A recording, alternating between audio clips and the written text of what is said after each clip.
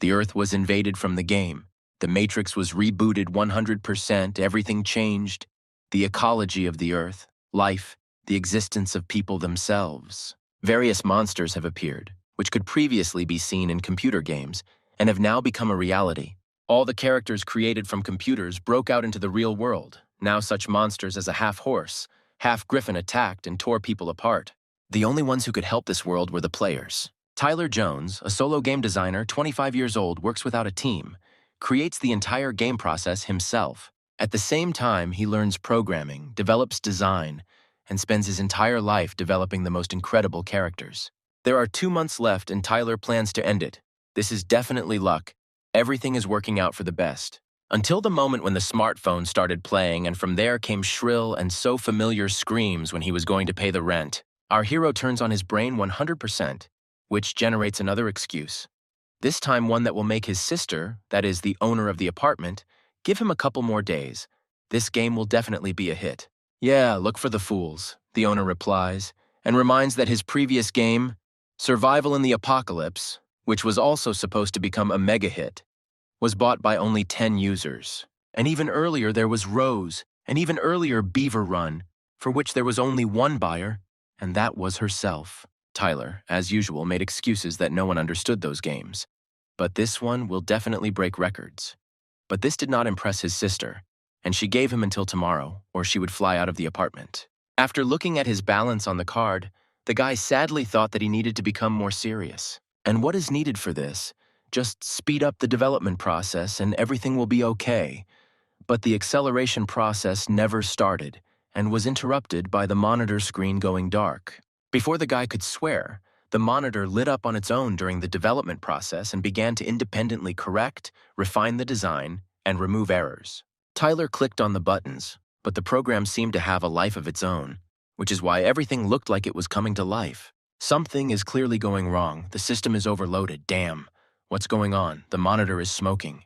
That's it. I'm finished, the guy thought. Although why didn't the monitor go dark? Moreover, the loading of new character models started.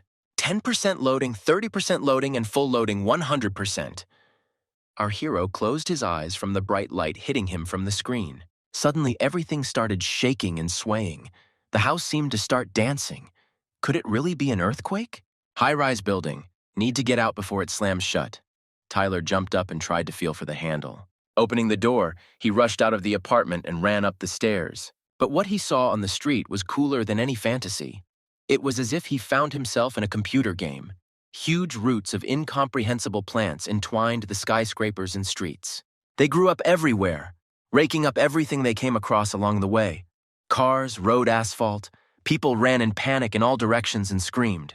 Tyler stood there, unable to move. He looked at the tree. It seemed familiar to him. Was he even sleeping, or was all this reality? People running in panic shouted that their mobile phones were not receiving a signal. Someone pointed to the sky. Helicopters were visible there, and something incomprehensible was flying nearby. It was a huge creature with the head of a griffin and the body of a horse that could fly. It destroyed the helicopter, which exploded as it fell. The horror of chaos filled the street. The crackling and noise of the falling helicopter and the unknown creature drowned out everything around. The little girl, who was ignored by everyone, fell, crushing her toy bunny, and closed her eyes in horror. The predatory creature was already touching the ground with its beak, and the huge machine covered the people. Tyler, seeing the child, rushed into the crowd, which demolished everything in its path. The huge creature opened its beak and found itself next to the girl. She sat with her eyes wide in horror. In the last seconds, the guy grabbed the child, barely dodging the attacking monster, and started running. Everything fell apart before our eyes. The monster let out a terrible roar. He covered the girl's ears and ran as fast as he could. A giant unicorn wolf was running towards them, growling madly. At that moment, the griffin horse charged at the wolf, and the two monasteries began to fight. Tyler was lying on the ground covering the girl and looking with all his eyes at the monster. It was a dino-horned wolf from the elite monster category. The advantage is a sharp and strong horn, has a special skill such as lightning charge. It seems he will no longer have to pay rent. When the guy opened his eyes, he was surprised that he was still alive. He was in a hospital room. Tyler sat up in bed and discovered a sleeping girl next to him, the same one he had saved. Reaching for the remote control, he turned on the TV. The first channel was, It was something gigantic in size with huge red eyes. Another TV channel called on all players to come to the government building to fight monsters. Tyler's mouth dropped open in surprise. Why players, although these monsters are like in his New World fantasies? That is, the game he was developing moved from the computer into the real world. Tyler went into the game app and saw that he couldn't change his inventory. He had the rank of peasant. Well, how is it that he is the designer of this game, but he can't become a player? What's the big deal? At that moment, the door opened and a girl entered the hospital room. The little girl, who had already woken up, darted behind the bed. Tyler pretended to be asleep. Waving the bag, the girl said that there was no need to pretend, his TV was working. Smiling awkwardly, Tyler asked how she ended up here, to which the owner of the apartment, Eileen, taking groceries out of a bag, replied that she clearly hadn't planned to visit him, but they called her and told her that he had ended up here. She also noted that if Tyler died, she would never get paid for the rent. Then she saw a girl who began to wake up, rubbing her eyes. The next moment, Eileen and Tyler were shocked when the girl, screaming for her dad, rushed to hug Tyler. Alina asked him if he had a daughter. But our hero explained how things were, how he lost consciousness, found her on the street. She lost her memory. Then they had to register the girl as a lost child. Eileen started messing around with the girl. She was the cutest thing. And on the wave of such cuteness, Tyler decided to try to lower the rent. Of course, the landlady agreed because her tenant had become a single father. But before the guy could rejoice, she threw him checks for $8,000 for the hospital, treatment, and the room she had paid for. After the disaster, people used nuclear bombs on the giant tree and in the abyss. But this had no effect. On the contrary, people lost half of the sky and their territory. 6 months later, Tyler was getting ready for a mission, and the girl who lived with him was bringing him his uniform. She dragged the shield with effort, and the guy thanked Mendy, calling her a wonderful girl. Mendy is the name Tyler gave her because she didn't remember her own, and he posted an ad online with this name to look for her parents. Some people came with the desire to adopt her, but they were all suspicious. Mendy hid, not wanting to part with her adoptive father. Here came another candidate, calling himself the child's uncle, stating that a tragedy had happened to her parents. When Tyler asked what the girl's name was, the man answered in surprise, "Isn't it Mendy?" And now the news shows the good uncle being led away in handcuffs. Thanks to Tyler, a large gang of child kidnappers was arrested. 6 months have passed. Mendy's memory has not been restored. Her parents have not been found. But fortunately, she is an obedient child and helps around the house. True, after such help, the enraged Eileen only had time to write out bills for TV repairs and house repairs. One day, Tyler decided to send the girl to an orphanage, but seeing her crying and reaching out to him, he decided to go to the orphanage. His heart couldn't take it. He picked her up in his arms and carried her home. Here, Tyler went on a mission. He needed to catch underground monsters, which are strong, and wild ones, which are somewhat weaker. He started digging, when 2 angry eyes of a unicorn rabbit looked at him from the hole. The next minute, the rabbit jumped up and wanted to attack the guy, but he put up a shield, into which the rabbit flew with its horn. Then he killed him with a shovel, but the notification showed that even though he killed the horned rabbit, he couldn't get experience. Having killed the rabbits, the plan for today was completed, and the title of Rabbit Hunter was received. As a game designer, Tyler created not only characters but also many levels and titles. Initially, the Rabbit Hunter level was unique. According to the game's plot, an ordinary NPC becomes the hero of the game New World Fantasies after activating a hidden plot. He joins the players and defeats the Demon King. Tyler discovers this NPC and begins to interfere with him, killing horned rabbits. Just half a year ago, it was impossible for an NPS to become a player. Give up. It's also a choice. How can you kill these rabbits? They're so cute. When he created a dumb NPS that kills rabbits, he didn't expect that he would become one. I lured a bunch of rabbits with a carrot, and now I've also lured an armored wild boar. Only from the boar you need to flee, especially when he is enraged, and after that the NPS did not appear here anymore. Every player now had their own level in the real world, contributing their achievements. So Tyler came to the department to hand over the caught and killed rabbits. He heard himself called a killer of horned rabbits, who is afraid to go down into the dungeon. How can such a coward be given the status of a player? Well, let him already be engaged in supplies. What kind of player am I? I'm the designer of this game, Tyler thought gloomily as he approached the counter where a man in a rabbit costume was waiting at the reception. Uncle Gene smiled broadly. He had the status of owner of rabbit heads. Uncle Gene's sharp rabbit heads increased movement speed by 5% for 5 minutes. While handing over the rabbits, a girl peered out from behind the wall. His uncle thanked him and gave him a portion at the house's expense, since things had not been going well lately.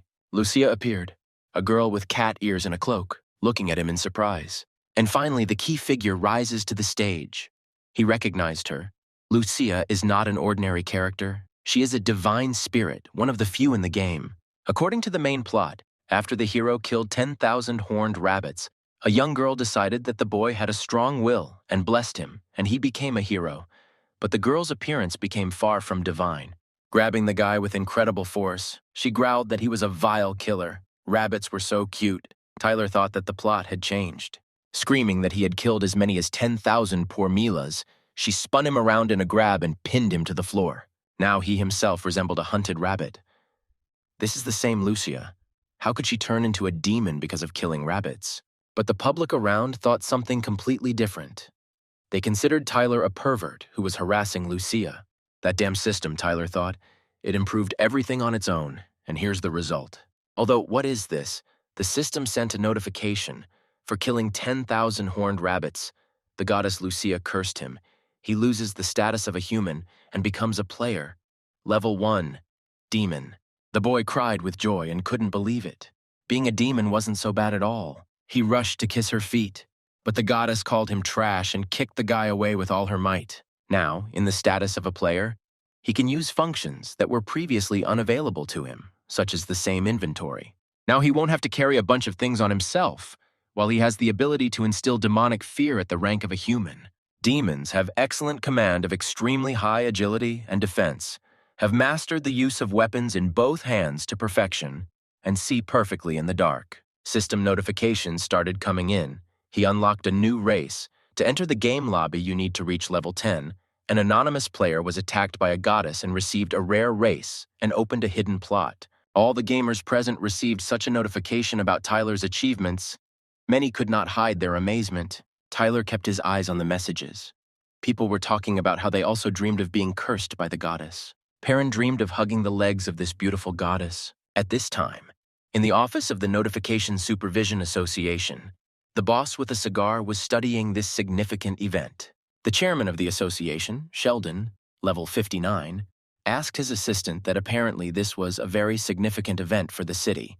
The girl reported that the city's subordinate guild, S. Leilun, recently completed a B-rank dungeon. According to the informant's report, the guild has not made contact with the goddess.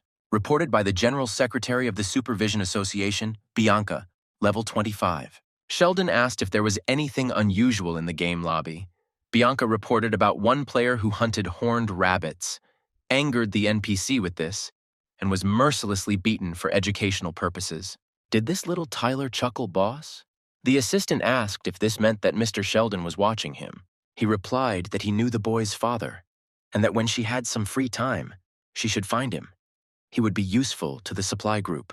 On a pasture outside the city, Tyler engages in his usual trade of hunting horned rabbits. An angry rabbit rushes towards him from the hole at great speed, shovel at the ready. Here is one already nailed down, lying on the ground. A notification appeared that he defeated the horned rabbit and received 10 experience points. Level 1.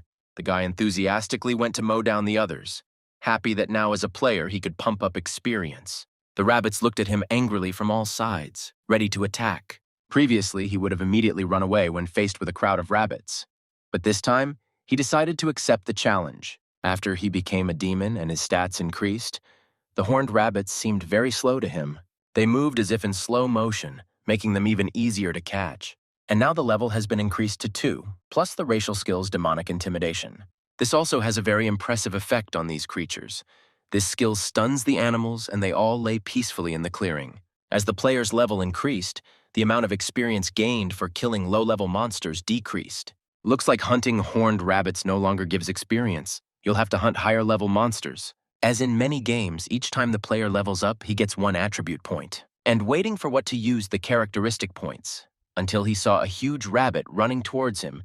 This is the king of rabbits, and he designed it himself. Tyler remembered that this boss was designed to have good speed, skin density, and was a real nightmare for those with low levels.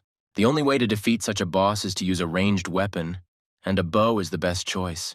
Well, we need to act, find a way, and defeat the big guy, and why did he create this big guy? Tyler opened his character window and studied the benefits. Yes, the monster certainly inspires fear, but he is no longer an ordinary person. In a warrior's pose, the guy with a shovel and a shield stood in front of the beast, whose gaze did not bode well. He reassured himself that his physical strength was superior to that of a mere beginner, and that he was also of the demon race. And then the rest of the rabbits, who had long dreamed of getting even with their executioner, came running to the leader. Tyler dropped everything and ran from the field, skipping. The beast did not lag behind. The guy barely had time to dodge, getting into a kind of excitement, teasing the boss that he could not do anything to him. The boss wanted to pierce him with a horn, but our hero was happy with his pumped-up sleight of hand skills. How it saved him at that moment. The rabbit gnashed his teeth, becoming even more angry, and with a group of his relatives rushed at Tyler. He ran, realizing that with such pressure, even sleight of hand would not save him. The speed and anger of the monsters was gaining momentum. Screaming in horror, Tyler ran, trying to escape from the vicious, horned mass that was chasing him. The boss almost pierced him with his horn, but the guy managed to dodge at the last moment. The rabbit paused, gathering all its strength and power to crush this little man. With incredible speed, the monsters rushed at Tyler. He saw the end of the clearing and decided that if he ran there, then his salvation would be there. There were players standing in the clearing while Tyleo was shouting that the pasture boss and the king of the rabbits were already here. The two boys chuckled. The king of rabbits means he can drop expensive items. They shouted for him to hold on. They were already coming. At that moment, the horned boss flew out. As a result, the entire team ran screaming, underestimating their strength. Tyler shouted to the boys that he needed to run to his daughter to feed her lunch. Perhaps he would go. They shouted at him to wait for them. How could he run so fast? One of the horned rabbits bit into the player's ass. Tyler finally arrived home. It was already dusk. The lights were on in the windows. He was met by a pleased Mendy, happy about her dad's return. The girl joyfully rushed to hug her adoptive father, expressing love and affection with her whole being. Tyler playfully patted his daughter on the nose and asked what she had been doing today. Mendy showed off the sketchbook that her sister owner gave her. After Tyler adopted Mandy, Eileen began to visit them often to help take care of the baby. She strictly warned not to do anything suspicious with Mandy. They sat down opposite each other, and the girl enthusiastically told how she filled out the sketchbook. Then Tyler remembered it was time for dinner and decided to go and cook rice. After he became a house husband, he began to experiment with cooking rice. Opening the shelves where rice and other cereals were stored, he realized that there was nothing there, and the refrigerator was also empty. Approaching his daughter, he said that there was no more food. A few seconds later, the girl pulled him by the sleeve and laughed, and said that she was not hungry at all. He thought about what Mendy's diet had been like all this time. Fried rice with mustard, porridge with sugar, half a loaf of bread. He's a lousy father. And since he adopted her, the girl has not lived a normal life. He stroked her head and asked if she liked fried chicken. The little girl beamed and replied that she liked it very much. Then she suddenly became sad and said that she didn't like chicken at all. Tyler wondered why this was. Then the girl explained that if they spent too much on food, Dad wouldn't have money to pay the rent.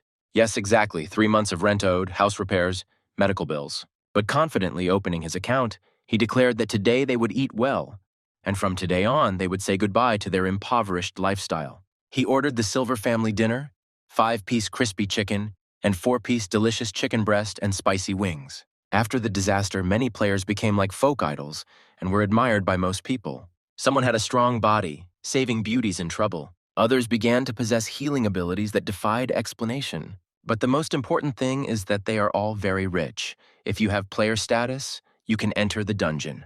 There you can earn magic crystals by killing monsters. Hooray, Tyler. Now he will get rich. A sumptuous family silver dinner has been delivered. Tyler and Mandy ate and cried with happiness. It was comparable to a miracle and magnificent bliss. Tyler looked into the room where Mandy was already sleeping, sprawled out in her sleep. The guy covered her with love and care, and the girl even muttered about delicious food in her sleep. Our hero sat down at the monitors reading the latest news. Yesterday, the king of horned rabbits was discovered along with ordinary rabbits. They attacked a group of 4 people, who were taken to hospital. Their lives are not in danger. It's a good thing they didn't die, Tyler thought. Otherwise, he would have felt guilty. The presenter commented on the incident, referring to the testimony of survivors. The group leader relied too much on guides and was unable to adapt. This was perhaps the worst incident since the disaster, and the dungeon had changed, with more floors and a new boss. And all because the system improves itself, adding more and more game information. In this cruel world, even if you succeed 99 times and fail once, it is this failure that everyone will remember. After this incident, Tyler stopped downloading guides and again found himself on a green plane, no money. He needs to get it. He can eat 1 or 2 times a day, but Mendy can't. Her daughter needs to eat well. So now he is a level 4 player and needs to reach level 10 in the first half of the day, and in the evening go to the dungeon and earn magic crystals. Armored boars are very ferocious, and they don't drop crystals. So most players think that killing them is a thankless task. If you kill 100 boars, his experience will double. So this is the fastest way to get level 10. I killed a boar and got 10 experience points. I killed another one with a shovel. That's great. Well, it's not that difficult, our hero thought until he heard a fierce growl behind him. Oh, those were the boar daddies. He underestimated the situation. They were rushing at him in an angry herd. So the skill Swift Demon Wrath has been updated? Well, it's time to try it out in the updated format. By activating the demonic fear, all the boars that were running towards him were defeated. It had a stunning effect. So many armored boars were defeated at once. Here is level 10. He received the transition. Now he can go to the dungeon. He's half an hour behind schedule, but otherwise everything is going as planned. He needs to get into the dungeon. This is the lair of the Northern Wolf of Fel. In total, you have 60 minutes to complete the game. There are 2 types of dungeons in the New World, fixed and random. In the locked dungeons, there is a gate and monsters cannot leave it. After the player passes it, it is reset. Random ones have an entrance in the form of a crack. They can appear anywhere in the city or on the outskirts. After humans dropped a nuclear bomb on the Skytree, it began to destroy all technologies inside the barrier. If the car approaches the barrier, the part that touches the barrier will catch fire. Transportation around the Skytree is horse-drawn carriages, with free passage for players. Tyler rode in the cart and admired the beauty of the clearing. After all, nature is beautiful when man does not interfere with it. He arrived at the end to escort you into the dungeon for money. The task states that you have an hour to complete it. It's a bit scary to go like this for the first time. Then a guy ran up to him offering his services as an escort, saying that there was 1 spot left. Tyler almost passed out after learning the price. No, he could probably handle it himself somehow. Suddenly, he saw familiar guys, the same ones with whom he had run away from the rabbits. Looking at them, Tyler noted that they had improved greatly. Their equipment had improved. But before he could turn on incognito mode, they responded to him. One of this group shouted, "Great buddy," and also that there were 4 of them, and they were looking for 1 more to go through the dungeon. Would he like to join them? Tyler didn't expect such an offer and was about to quietly slip away. He agreed, pulled on his mask, and when asked questions, explained that he was a miner. Miners are players who do not fight in the dungeon, but mine ore. The player thought for a moment, and then said that miners would also be quite suitable for them. The crystals are divided equally. Tyler was relieved to note that fortunately he was not recognized, and joining them, given their equipment, would be advantageous. They shook hands. May the cooperation be fruitful. They opened the gates of the dungeon and entered. Since the heavenly tree rejects all technology, the group used torches. It was dark and torches weren't always convenient, but Tyler had an advantage. The demonic eye gave excellent night vision. One of the guys stopped. The E-level demonic magic crystals sparkled with green light. At that very moment, unicorn wolves began to emerge from the darkness of the cave. This is a level 12 armored fell wolf. The shooter guy took it upon himself to distract the enemy's attention so that the team could go into battle. The wolves rushed to attack with an angry growl. The team grouped together. A guy with a long sword weapon hit one, warning his friends that others were sneaking up. One horned wolf jumped out right at him, catching him off guard. A girl from the team saved him with a fire shot. The next minute, the animal flew away, letting out an angry growl. The girl aimed the sights with precision, and one after another the animals were struck. The wolves of evil burned in a fiery fire falling to the ground. The participants said that it was necessary to tidy up and move forward. One of the participants said that it would be even more dangerous, so there was no time to relax. Tyler was tense. He was advised to mine ore here. He thought that even with good equipment, they couldn't take out the demonic wolves in an hour. The guy stood at a distance from the team, thinking that the boss was already very close. He decided to start digging, since time was running out, and finally an entrance underground appeared. Tyler went down on a rope. It was dark, but visibility was still there. He landed on the ground as he was faced with the red eyes of a wolf. The guy didn't have time to gasp before the monster bared its fangs and rushed at him. Having barely managed to dodge under the wolf and cut its belly, he still received a cut from the beast's claws. The wolf turned around and decided to attack again. Then Tyler decided it was time to use the bait in the form of a horned rabbit. Well, what horned wolf can resist a horned rabbit? In the blink of an eye, the predator turned into a submissive puppy begging for a treat. Having thrown out the bait, Tyler realized that living in a dungeon with armored wolves, food was rather scarce. And now the chance came to cut down the wolf. His weak spot is his stomach. The young man deftly hit him on the belly with a shovel. For the armored wolf, he received 100 experience points. Not bad. In addition to experience, he received a magic crystal, deciding that he needed to stay here. At that moment, a huge she-wolf and wolf cubs appeared next to the guy. Damn it. He forgot that the smell of the rabbit would attract other wolves and rushed up the rope. Shouting bye-bye, Tyler flew up the rope, glad that these creatures couldn't climb ropes. Once he was safe and looked down, he discovered that for some reason all the wolves had run away. He realized that the wolves were running towards the guys. Tyler was of course ashamed, but they had survived the attack of the boss rabbit, which meant they wouldn't get lost here either. A young man with glasses and a mohawk on his head pulled a magic arrow, aiming at the predators. Having shot the predator, he turned to the leader of the group, saying that something was wrong with this dungeon. Why are there so many enemies here? Before he could finish, an armored wolf attacked him, shooting him in the eye. The monster clenched his jaw on his hand, the arrow still sticking out of his eye. What the hell? The wolves are going berserk! The group leader shouted for everyone to calm down. He yelled at a guy in a priest's robe named Eden to heal Ryan, the boy who had been attacked by the wolf. Shaking with nervousness, Eden performed magic over his friend's hand, saying that they were cursed, having just been discharged from the hospital after the rabbit attack. At this time, their partner in a witch costume, whose name was Sarah, was preparing fireballs. She set her mind to do the impossible in this E-level dungeon, and a beam of fire flew towards the beasts. Some of them were driven back, but there were too many of them. We had to save ourselves. The beasts surrounded him from all sides, growling viciously, but the leader hesitated. He took the brunt of the blow himself.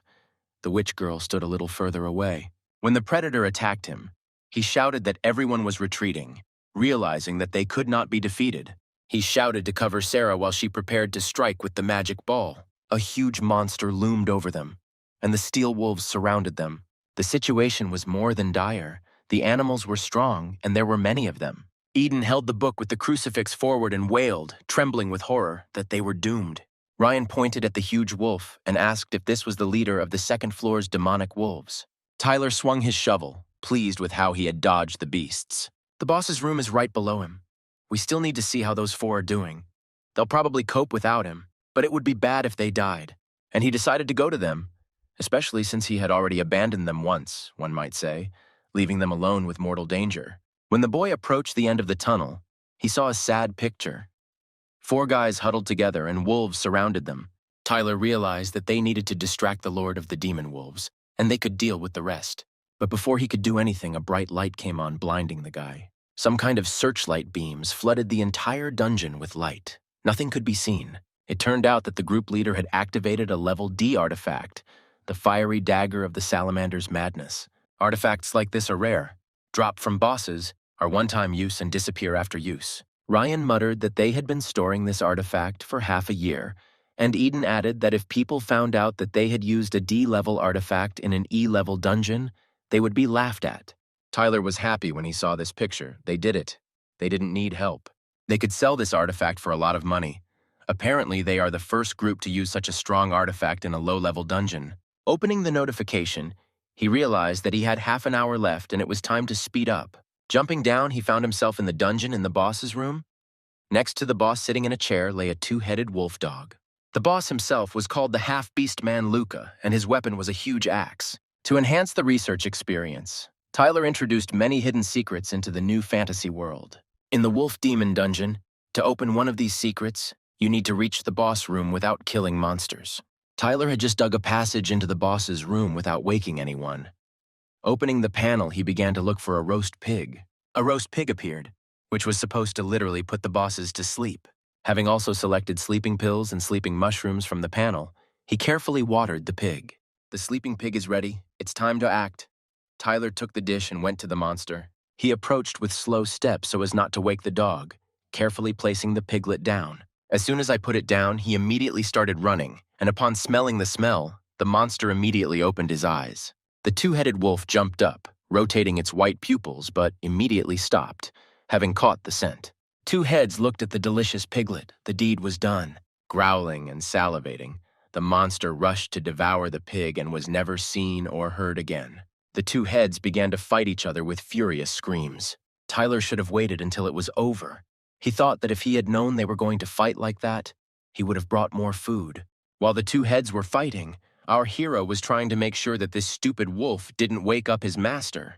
Finally, the monster passed out. Now we can act. Physically, the beast man is weaker than the wolf demon, and is only strong thanks to his axe weapon with the tornado dance skill. Tyler reached out to grab the rather large weapon just as he had intended. "Ah!" the guy shouted. "To take the boss's weapon, you need to be level 25. Why did he add this requirement?" At that moment, he was terribly angry with himself, so what to do now? At that moment, the boss woke up, quickly opened his inventory, and took the axe. The boss was clearly determined to crush him like a cockroach. Raising both hands, he knocked them over with all his might. Tyler barely managed to jump back. The attack power was very high. If he tried to reflect it, he would lose a lot of life HP energy. The boss pierced the ground a second time, and everything in the dungeon shook. Tyler thought, when will the big guy stop to rest for even a second? He needed to dodge and eat the hare's head to increase his speed. The berserk rabbit hunting skill has been activated. That's enough running away. After having a snack, he saw that a mission to change the profession of the demon race had been launched. Taking a shovel in each hand, the boy decided to repel the beastman's attacks with a determined look. For a while, the boss even stopped short of such a change of course. After this, with decisive movements and renewed vigor, he went on the attack. The two-headed wolf slept soundly, drugged by the sleepy dish, Tyler with two shovels and the boss in front of him. The boss picked up speed and aimed his fist at the guy, who managed to put a shovel under it. It was extremely difficult to withstand such a blow. Tyler threw the shovel forward with all his might. The boss's life energy dropped slightly, but this did not affect his attacks. Yes, the damage to him is like a mosquito bite, Tyler thought. To defeat him, he would need to hit the beastman 200 times like this. When you go through the beastman Luke in a group, he is not particularly difficult. He just needs to be provoked and distracted while others attack. But here he is alone, and there is no one who could provoke him. Tyler clearly underestimated him. Another powerful blow came. The guy thought that he would not be able to withstand such force and even dodge it at such speed. Falling onto the rocks, Tyler noted that Luca had developed a throwing skill that he had not programmed for him, and it seemed that he had also changed and was no longer the boss he knew.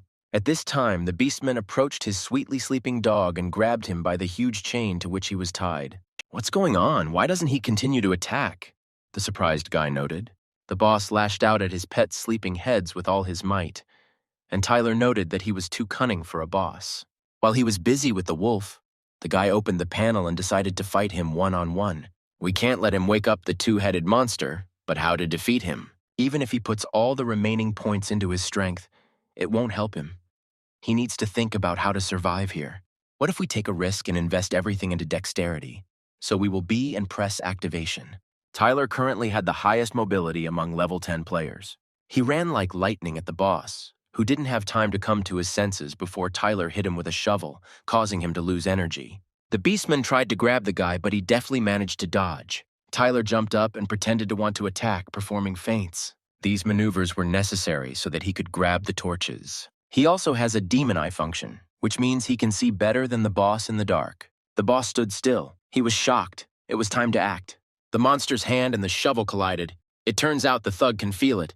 He had a weak spot in his neck, and Tyler decided to attack it, but getting to it was not easy. The beastman, his eyes flashing, rushed at Tyler, who managed to run away. Tyler pretended to run nearby and ran away. The boss started turning his head, looking for him. Then the guy stuck a shovel into the kneecap, which was a vulnerable spot, thereby reducing the speed of the monster, and hit it in the eye, which reduced Luca's vision.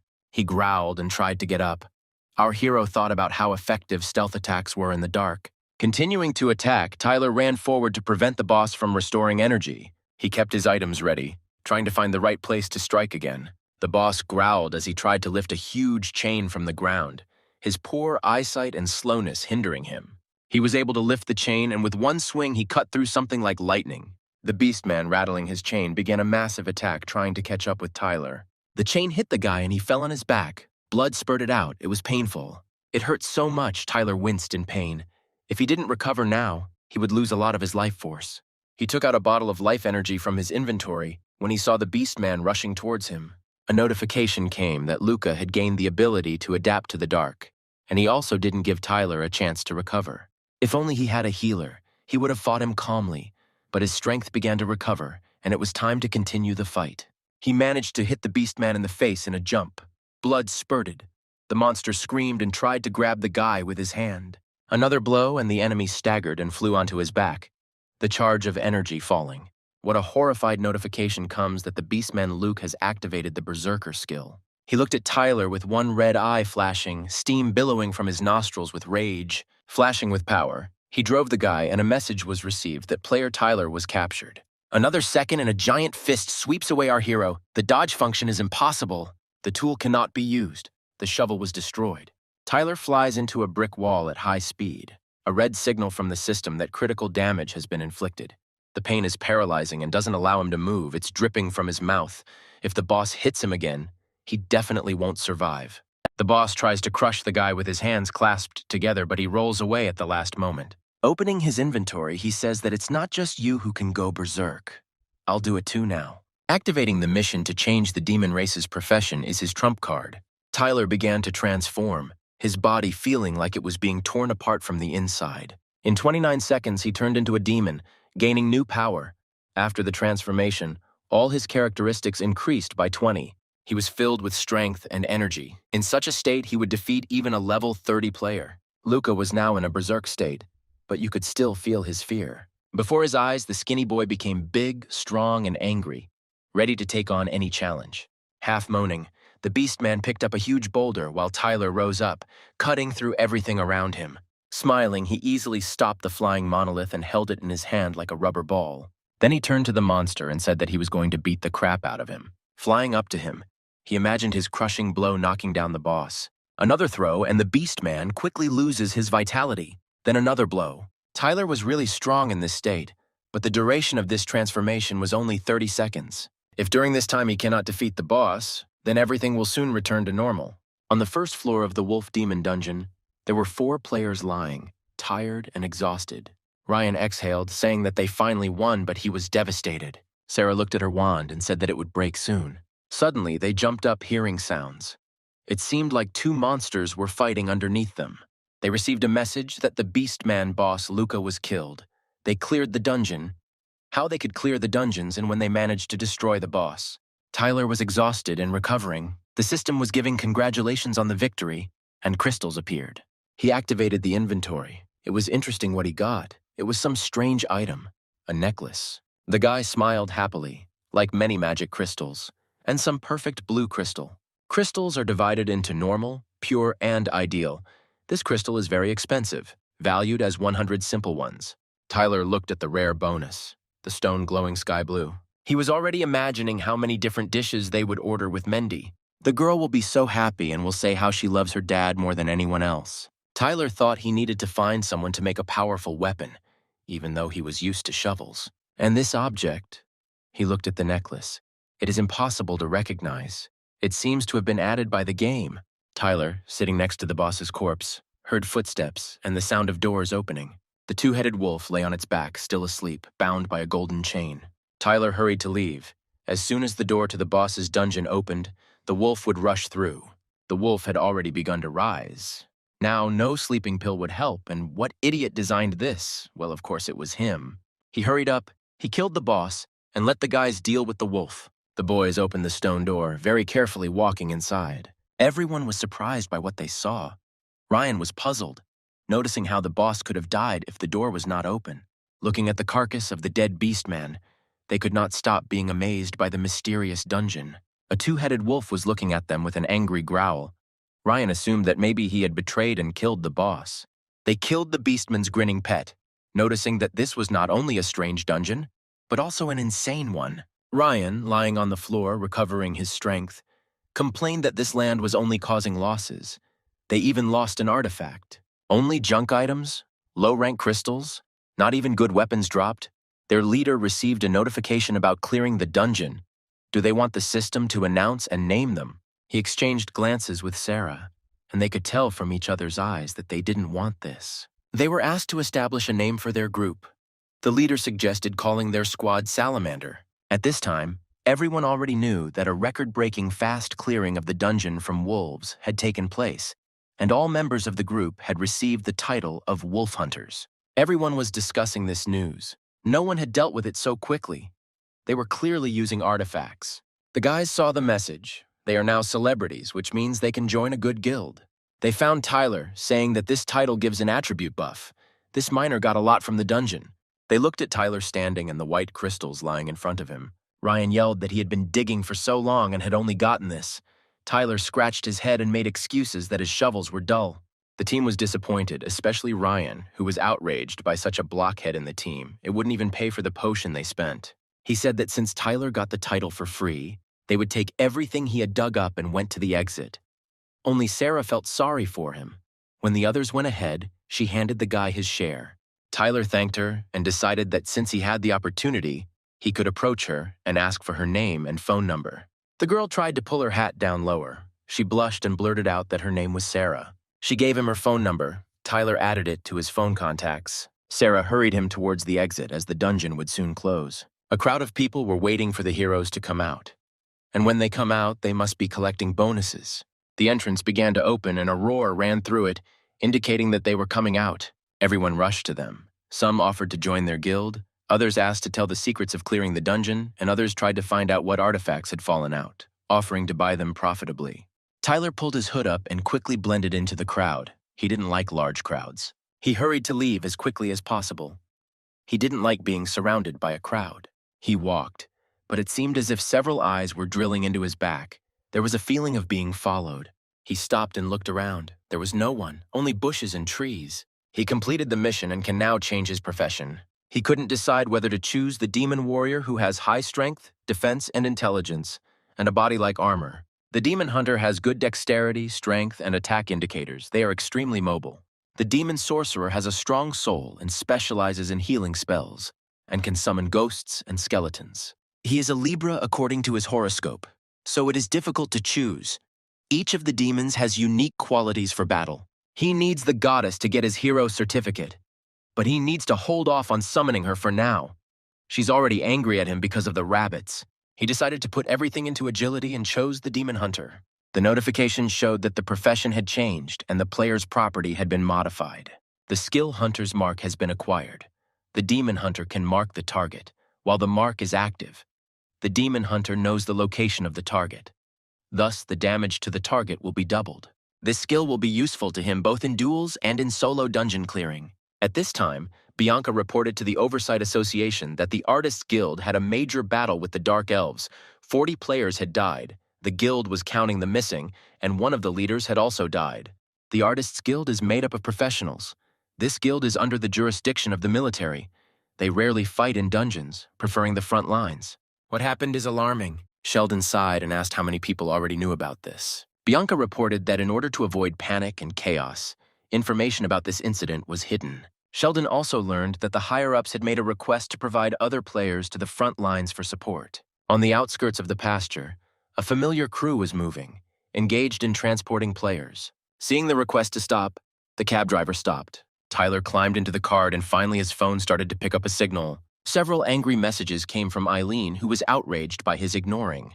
The messages accused him of being an irresponsible weakling. Mendy was in the hospital, and he didn't care. The girl lay in a hospital room with a bandage on her head, while Eileen was peeling an apple next to her. Mendy had a high fever. Her face was red and she was breathing heavily. Tyler, dirty and in tattered clothes, burst into the room saying, "Like Mendy!" Eileen hissed at him to stop yelling. The girl had just fallen asleep. Then, in her usual style, she went to scold him about where he had disappeared to for 2 days, not knowing that the child had a high temperature. Tyler replied that he had earned money. After these words, Eileen beamed and asked whether he had really managed to earn money, and not like the previous times. Tyler assured her that this time everything was okay. Now he could pay for the rent and medical expenses, as well as for the water leak and for Mendy's broken TV. Eileen looked at him with respect for the first time, noticing that for so many years, she had only seen his failures. The guy handed the owner of the apartment 4 expensive crystals, saying that she could sell them. It should be enough for everything. Eileen was amazed to see these expensive victory items. She asked him if he had gone to the dungeon. Tyler replied that he was going to become a sharer. At this time, a nurse looked through the door and asked which of them was a member of the child's family. The doctor wanted to talk. Tyler and Eileen shouted in unison. They felt awkward after this and turned their heads towards each other. Tyler opened the door and looked at the girl and said that he would go. The doctor was surprised to see such a young father when the boy introduced himself. With a heavy sigh, the doctor handed Tyler the test, accompanied by words for him to be strong. The guy turned white after reading the diagnosis of magic element syndrome. If earlier cancer was the most terrible diagnosis of humanity, then after computer generation in reality, the syndrome of magical elements became a new nightmare. After the game broke out into the real world, the air began to consist of not only oxygen, nitrogen, and other things, but also from the particles called the magical element. It does not affect most people, but some turned out to be vulnerable. Their bodies absorb the magical element from the air, which remains in their bodies, causing negative effects such as high fever, or when a person cannot fall asleep or, on the contrary, constantly wants to sleep. Some people completely lose their appetite and feel nauseous after eating any food. Black spots on the body and other reactions may appear. The doctor said sadly that modern medicine cannot cure this, only support the body as much as possible. He added that this baby had the heaviest dose of those who were hospitalized, so even such treatment would not be effective. Tyler walked out into the hallway on wobbly legs and sat down on a bench, tears of pain and despair welling up. He thought that he couldn't just give up. He had one more chance. But for now, he could only go to the burial ground in the hope that Lasso's tears would fall. This is a rare item that drops in the game that can cure any disease. But this item can only drop from a burial ground saturated with death. If you can't form a group, then there's nothing left to do but go into the dungeon alone, which is impossible for regular players. But he is no longer the weakling who could previously only defeat a horned rabbit. Back in the room, Tyler tried to look as calm as possible. Eileen asked what the doctor said. "What's wrong with Mendy?" Tyler lied that it was a common cold, but the money he gave was not enough and he had to pay more. Eileen screamed that this hospital was dishonest. They only paid that amount in the morning. How could it end in less than a day? After saying that if there wasn't enough money, he didn't have to pay rent for now, the guy hugged her and called her the best little sister. The girl pushed him away, saying that she was doing this for Mendy, not for him, and that he should go wash himself while she stayed with the girl. Tyler sheepishly explained that he had been fighting with the boss, which is why all his clothes were torn. Standing under the streams of water that flowed onto his wounded body, the boy noted that after he became part of the demon race, his body changed. A strong desire to destroy appeared. He may only be level 13, but his stats are way ahead of level 20 players. With his Hunter's Mark skill, he can clear dungeons alone. But it can be very difficult to go through ranked dungeons alone, so he needs to upgrade his combat abilities. After changing clothes, Tyler went to Channel Street, where players bought and sold weapons. As he passed, he heard a young man offering a dog to a lady, assuring her of its friendliness. The unicorn dog lay in the cage, whining sadly. The guy with the smiling salesman demonstrated and praised the goods. In order to activate the dog, you need to press this button on the remote control. The seller pressed it and the dog jumped up in a furious growl, after which the dog was knocked out and smoke came from the collar that controlled him. As Tyler walked further, he heard the seller add that the dog's fangs had been pulled out so that he wouldn't bite, and the woman agreed to buy it. Our hero noted with sadness that the land is no longer what it was before, but the people are still the same. He entered the magic crystal exchange shop. There were other people in the room. People looked at the rate on the board and complained that today the exchange rate fell again and every day they get cheaper. What's the point of raiding dungeons if they'll soon become worthless? Eiler opened his inventory. He handed the crystals to the girl behind the counter, and she named the exchange rate for Orang crystals for today. He agreed, clicking on the virtual inventory panel saying that there was more. Holding out the purest shining crystal, he simply asked how much it cost. The girl could not take her eyes off the shining stone. It was lit with such a bright light. Then, taking a magnifying glass, she carefully assessed its purity and declared that it was a D-rank ideal magic crystal, from which one could make a wonderful weapon. But if he wanted to sell it, then their store would be happy to buy it and named the price. Tyler thought that now the level of the players is lower, and the crystals are valued less and less. 6 months ago, there would have been a battle for it. The guy saw how the player behind him was looking greedily at the shining crystals. Having sold the crystals at the price offered by the store, the deal was completed. The girl immediately transferred money to Tyler's account where the tax was automatically deducted. Tyler then headed to the gun store. He was offered several types of weapons, a long sword and a water dagger. The guy snorted. What kind of store is not a single elite gun? In fact, the prices were high, and he couldn't afford them. A guy in a hoodie was selling weapons right from the ground on the street. Tyler saw two swords, a large one and a smaller one, shimmering with a pinkish lilac color. The guy took two in his hands. This is the sword of Baldur's Curse, capable of absorbing the souls of the dead, thereby increasing his attack. It can't be, Tyler thought, dumbfounded. This sword has 3 effects. It once belonged to the god of light. The seller warned Tyler not to get too excited. This weapon is not for people. The guy was jubilant. He wanted to dance. He was not a human being, but he couldn't show his delight, so that he wouldn't raise the price. Tyler decided to find out the price. When the seller named the amount of $15,000, he was indignant. Wasn't it expensive? But the seller snapped that this was a B-rank item. He wasn't satisfied. Let him get lost. Tyler showed the axe he got in the dungeon in his inventory and offered to trade it. The seller took it in his hands, assessed it, the item was rare and he liked it. Tyler walked and thought what a great day. Everything went so well with the exchange. And the seller, smiling slyly, thought that he had fooled such a simpleton. The guy understood that if the seller found out that he was not human, he would squeeze all the juices out of him for this sword. The seller grinned, realizing that Tyler had money, but this axe was also very good. Tyler walked into the hospital room. Mandy and Eileen were sleeping. He looked at them, not daring to wake them up. He walked up to Eileen and carefully tucked her in as she slept next to his adopted daughter's bed. Tyler went out and went to the nurse's station. The girl politely asked how she could help him. Tyler responded that he wanted to upgrade room 27 to a VIP room. The nurse was surprised, but quickly came to her senses and said that everything would be done. Eileen woke up. Mandy was still sleeping. She heard the sounds of notifications coming to her phone. The messages showed the amount that had come from Tyler, covering medical expenses for him, for Mandy, for TV repairs, and 5 months of rent owed. The guy said that he would be gone for a couple of days. Would she be able to look after Mandy? The girl thought sadly. What a liar he was. The girl had problems. Because of a common cold, they don't book a VIP room. Tyler arrived at the Great Rift Valley, which was 100 kilometers from the city and 120 from the skyline tree. Here, technology has no power anyway, so you still have to walk another 30 kilometers. Fortunately, after he became a demon and his strength increased, walking 30 kilometers was nothing for him. Tyler looked at the map and remembered his design. The burial ground should be hidden in the deepest part of the foggy forest. Before the dungeon can be opened, a mission map is needed to indicate the location. This mission needs to be taken in the village of Darren. It is a neutral village where high-ranking players have gathered. It is an important resource base. The players stood at the entrance to the wooden house. There was a buzz and tension. Inside sat a drunk guy who could barely move his tongue and told 2 players waiting for a mission to bring him a pretty girl. The guys looked with disgust at this drunkard who had vomited from drinking too much. One of the guys took out a sword to attack the drunk, but his friend tried to calm him down. Attacking him would get him blacklisted. The guy was yelling that this drunk had been tricking them into giving him drinks and food for days without giving him any equipment.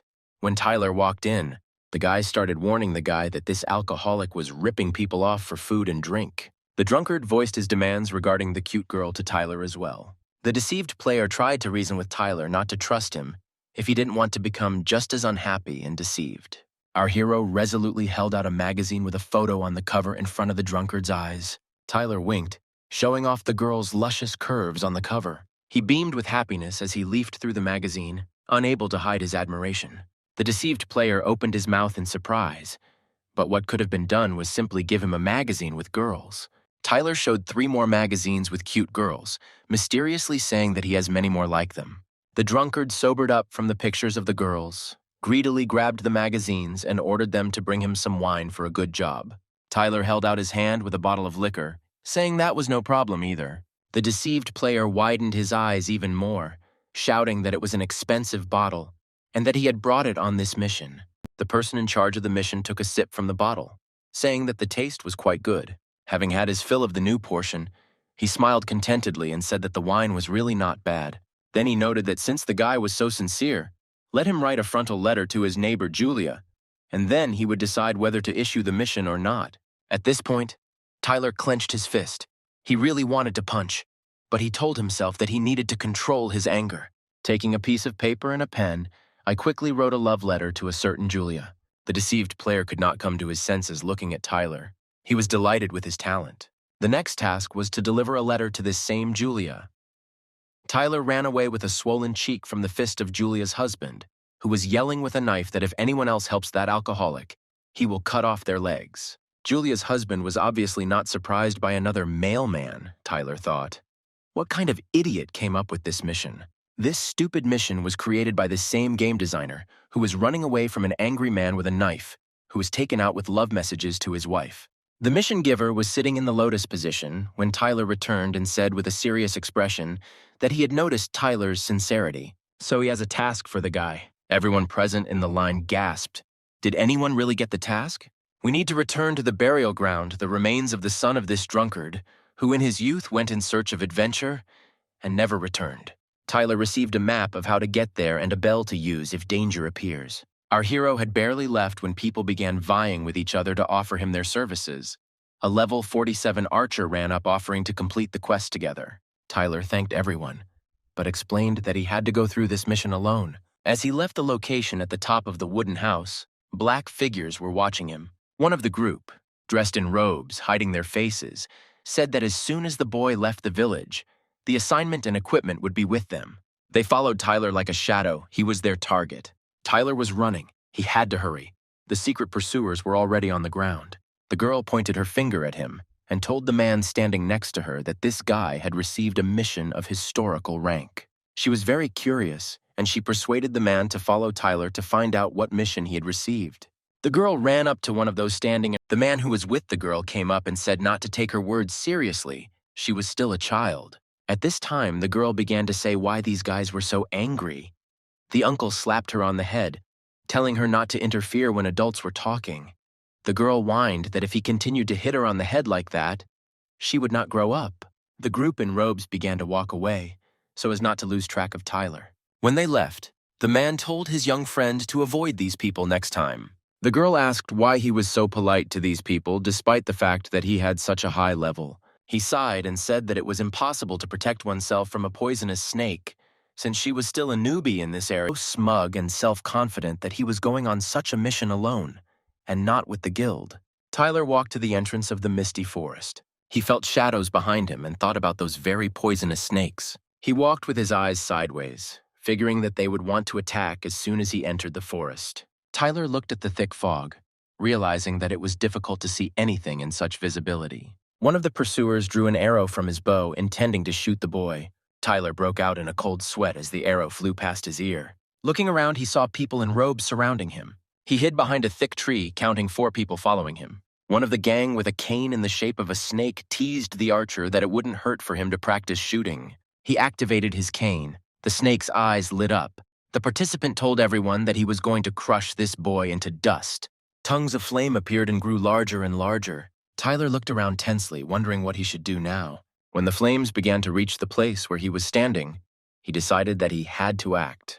With all his might, he jumped up, scorched by the heat, and jumped up, running away from the fire. How did they find him? Tyler thought as he ran away. The pursuers saw how the boy dodged the fire at the last moment. The archer laughed, reproaching the arsonist, and laughed even more. He himself missed. Tyler ran at top speed without looking back, putting in all his strength. Suddenly he stopped, not knowing why, but his instinct told him to do so. The boy remembered that he had a demon instinct and he sensed danger. At that moment, all his muscles tensed up as suddenly one of the snake gang flew at him from above. Tyler held his blade out, holding it with both hands against his opponent's blade. The attacker told his allies that this boy was able to see him. Even though he became invisible, the guy could be an assassin. Tyler had no intention of running away.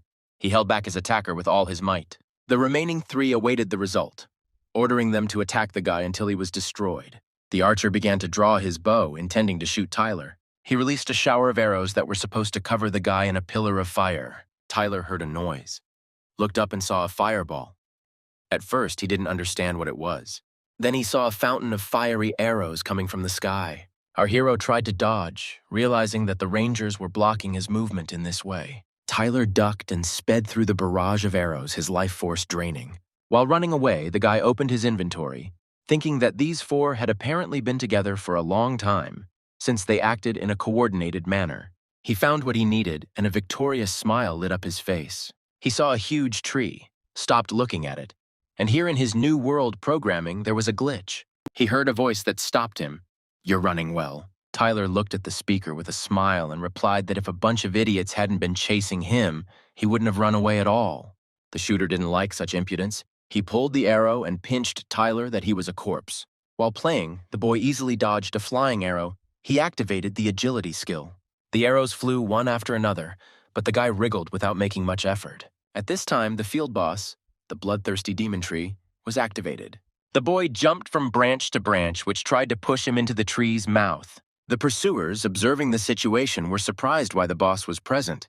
The shooter screamed in horror, calling for someone to save him from the bloodthirsty monster he didn't expect to see. The tree moved around the screaming shoot about how to defeat the level 42 boss. The second added that it looked like they had fallen into a trap. The bloodthirsty tree monster was already reaching out with its branches to the shooter, who was calling his friends for help. The snake-shaped wand controller activated it, and a stream of hellish flame burst out. The shooter flew back, his eyes and mouth open in horror. The tree pierced the shooter with its branches. He screamed, why was this happening to him? Why? The manager of the Gelum explained to those standing nearby that the boss's rage would disappear from you after death. And now the boss will switch to the one who is closest to the dead man. That is the guy. This way they don't have to fight the boss, while their comrade is reduced to a skeleton with all the flesh squeezed out of him. The trio began to leave. Tyler looked at them, thinking that they wanted to escape. As expected from poisonous snakes, they bit one of their own as soon as they were in danger. One of the remaining three said that something strange was happening. A minute later, he was screaming in horror that the boss had turned his attention to him, and not the boy. The tree directed its deadly branches at them with great speed. When one of those who came to his senses was pulled by the tree's branches, he asked the leader to save him. He tripped over the foot of a tree, realizing that he was finished. Another of the remaining group, who had the power of invisibility, chuckled and said that he would just leave. The second of the group was pierced through by the tree and pulled through the air. A minute later, all that was left of him was a mummified skeleton, the tree having sucked out all the flesh. The one holding the snake-shaped staff was hysterical on the ground, screaming that they were all doomed. At this time, their leader was discussing how the forest boss acts. He attacks those who run away, and not just those who are nearby. He looked at what was happening and calmly made calculations in his head. It dawned on him that the boss's attacks didn't depend on aggro, but on movement. The boss must be using waves to find the target. If you stand still, he won't attack. The boss doesn't attack the guy because he knew the settings and attack styles of the forest monster. One of the remaining ones ran screaming. The tree began to move, picking up the vibrations. The faster he ran, the faster the tree sped up. The leader, calling him a moron, yelled at him not to run. Then the boss wouldn't attack. The guy heard and stopped. The tree stopped behind him too. The leader ordered to use the fiery snake and attack the boy. Tyler stood quietly near the tree and watched them. Grabbing the staff, the pursuer activated it, igniting a flame of fire and directed it at Tyler. The streams of fire again attacked the guy, who successfully dodged them. Again and again, he released fire from his staff, which filled the tree. Tyler successfully dodged time after time using his abilities. Once again, dropping fire closer and closer to the tree, the dealer dodged, and the fire hit the boss. The pursuer shouted that he cannot touch the forest monster. His eyes widened in horror, realizing that he was about to get a backlash from the forest boss. The flames of the fire shot up and a howl like a groan was heard. The two remaining members of the Snake Union watched as Tyler dodged, and the tree did not touch him. The one who wielded the staff asked why. He muttered that he himself did not understand. The guy hid and watched as they walked away. They were not only strong, but also smart, since they understood how the boss behaved in such a short time. The guy selected an arrow and a bow from his inventory, deciding that there was no need. The wielder of the staff parried the blow with his sword. The leader was furious and yelled at Tyler, "Stop being so cocky, you bastard!" Flashing lightning in all directions, he flew at the guy, screaming that he would now feel the difference between them. The other one with a sword looked at the boss, figuring out where his safe place was, which the boy knew, where the boss would not attack. He growled in anger, hoping that the leader would finish off this brat who was the reason they were in such trouble. The leader yelled that Tyler shouldn't think that hiding behind the boss would save his life. Our hero watched in alarm as his pursuer fought the boss and thought that he was strong to fight on par with the monster. The leader has entered a state of berserk. It lasts for 5 minutes, during which time the player receives additional bonuses to all attributes. With wild eyes, waving his sword, he rushed at Tyler, shouting that he was dead. Tyler came out from behind the branch, thinking that the forest monster was far from a weak boss, even stronger than many of the dungeon ones. Suddenly it dawned on Tyler how this guy, fighting such a strong boss, had such confidence that he could kill Tyler. That's right, the orange flames of fire. This artifact dealt explosive damage. The leader swung and threw the sphere at Tyler, wishing him death. Tyler thought in horror, "What a madman, this is a suicide artifact." The village watched the explosion, talking about which rich man had used such a high-ranking artifact. A couple of million wasted. At the entrance to the misty forest, the girl player and the man were staggered by the explosion. The girl, looking at the lying body in fear, asked if the man was dead. The man grabbed his companion by the hand and said that they needed to run. It was very dangerous here. They could also get caught in the flames. At this time, one of the Snake Four was lying in torn clothes and crystals appeared around him. Tyler sat on the scorched ruins and drank to quench his thirst and restore his strength. He thought that if he had not managed to escape, he too would have died from a suicidal explosion. Looking at the burnt roots of the boss, he thought that the power of the artifact was terrible. The body of the boss had completely disappeared. It's a good thing that the guy from these poisonous snakes left his friend to die before throwing away the artifact. The contents of the inventory fell out of the deceased. Tyler noted that if they had used this artifact at the very beginning, he could have definitely died. Standing over the corpse, Tyler said, "This guy must be very rich. Look how many magic crystals there are." When suddenly the hand of the guy lying down twitched. The guy looked and understood that everything was not as he saw it. The next second, he jumped away from the leader who had attacked him. He was clearly surprised when he asked the question, as Tyler noticed. Our hero chuckled and replied that he thought he was a complete idiot when a player died, and his items fell out neatly instead of scattering around. What? He bet on greed while he was collecting items was going to attack. The big guy burst out laughing, noticing that the guy was no slouch and had seen apparently more than they did. Calling him an even more poisonous snake than they are, Tyler thought to himself, "How could I not know? I am the developer of this game." In turn, the guy asked the leader how he survived the suicidal explosion. Flexing his muscles, the big guy chuckled and said, since the boy was going to die soon anyway, he would tell. He has a unique equipment that allows him to use 2 artifacts at the same time, so he used the dragon's roar and protection from it at the same time. He then noted that all of this cost more than $1 billion. He planned to spend it on the artists of the goddess's art, but not on Tyler. Pointing his finger at the guy, he asked why the boss didn't attack him.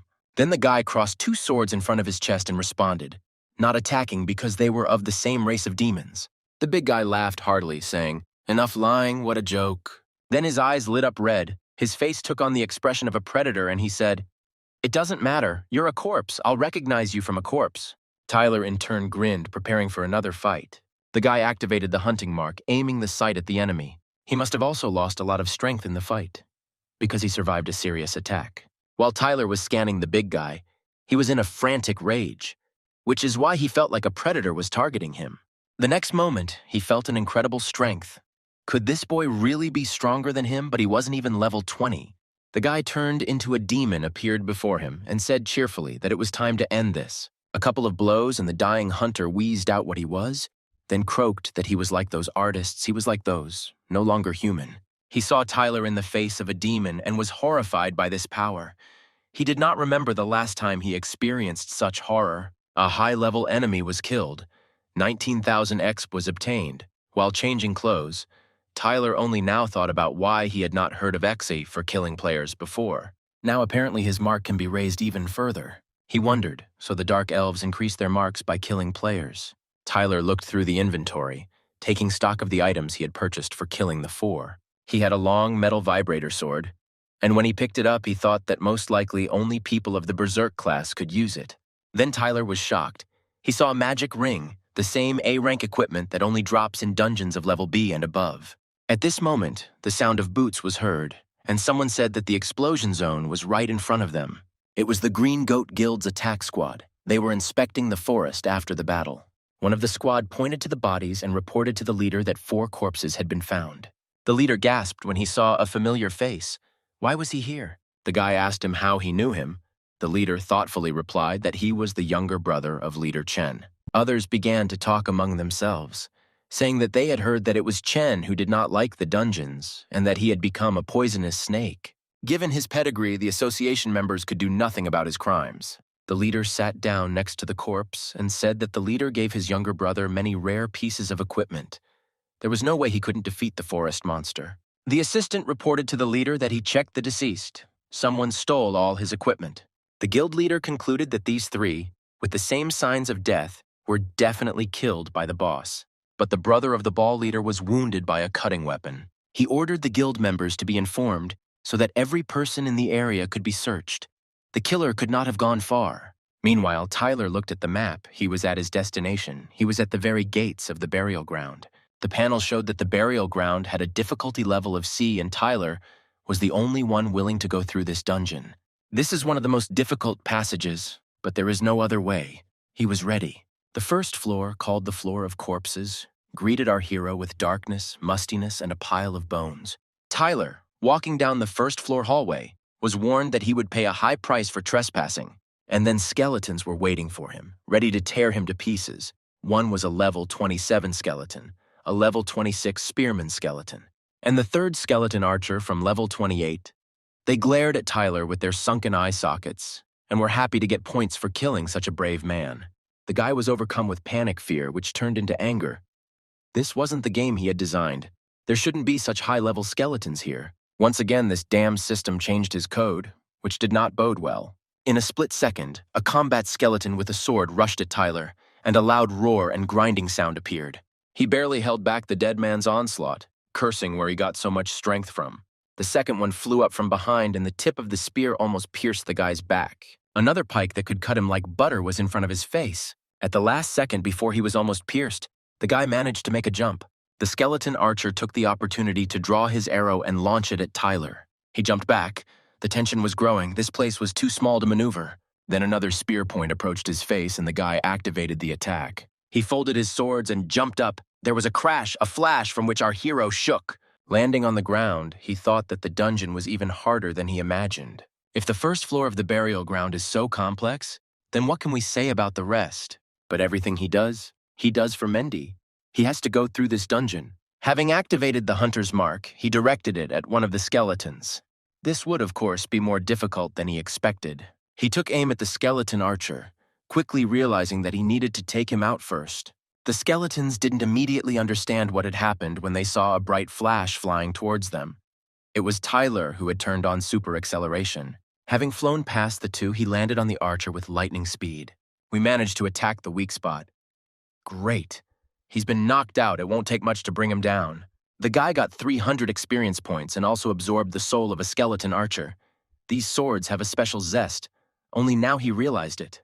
There was a second undead coming, and Tyler was low level, so he needed to level up quickly. His swords had the ability to hit the enemy when they struck a weak spot. Gathering all his strength, he jumped up. The skeleton opened his mouth, apparently not expecting such agility from a low-level person. The second one was defeated. A pile of shards lay on the floor. The guy sat down to rest. Now, having studied the attack pattern of these skulls, he knows how to act quickly. Suddenly, the bones of the slain enemy began to vibrate and became covered with a purple glow. The hunting mark flashed and our hero tensed up. He was not alone here. Tyler stood up abruptly. Two skeletons peered out from around the corner at him with shock and trembling, apparently already aware of this player's abilities. The dead man didn't have time to do anything. The guy, with the agility of a predator, quickly moved towards him. He tied up two stunned dead men, arguing that thanks to them, others would come. The player was pleased with the work done and advised the corpses to summon more of their own kind. He already knew their attack patterns very well and could easily defeat them.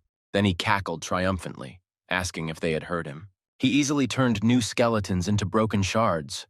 There were so many of them lying around that it was impossible to count them. And then the system began to give out information about the increase in experience several times.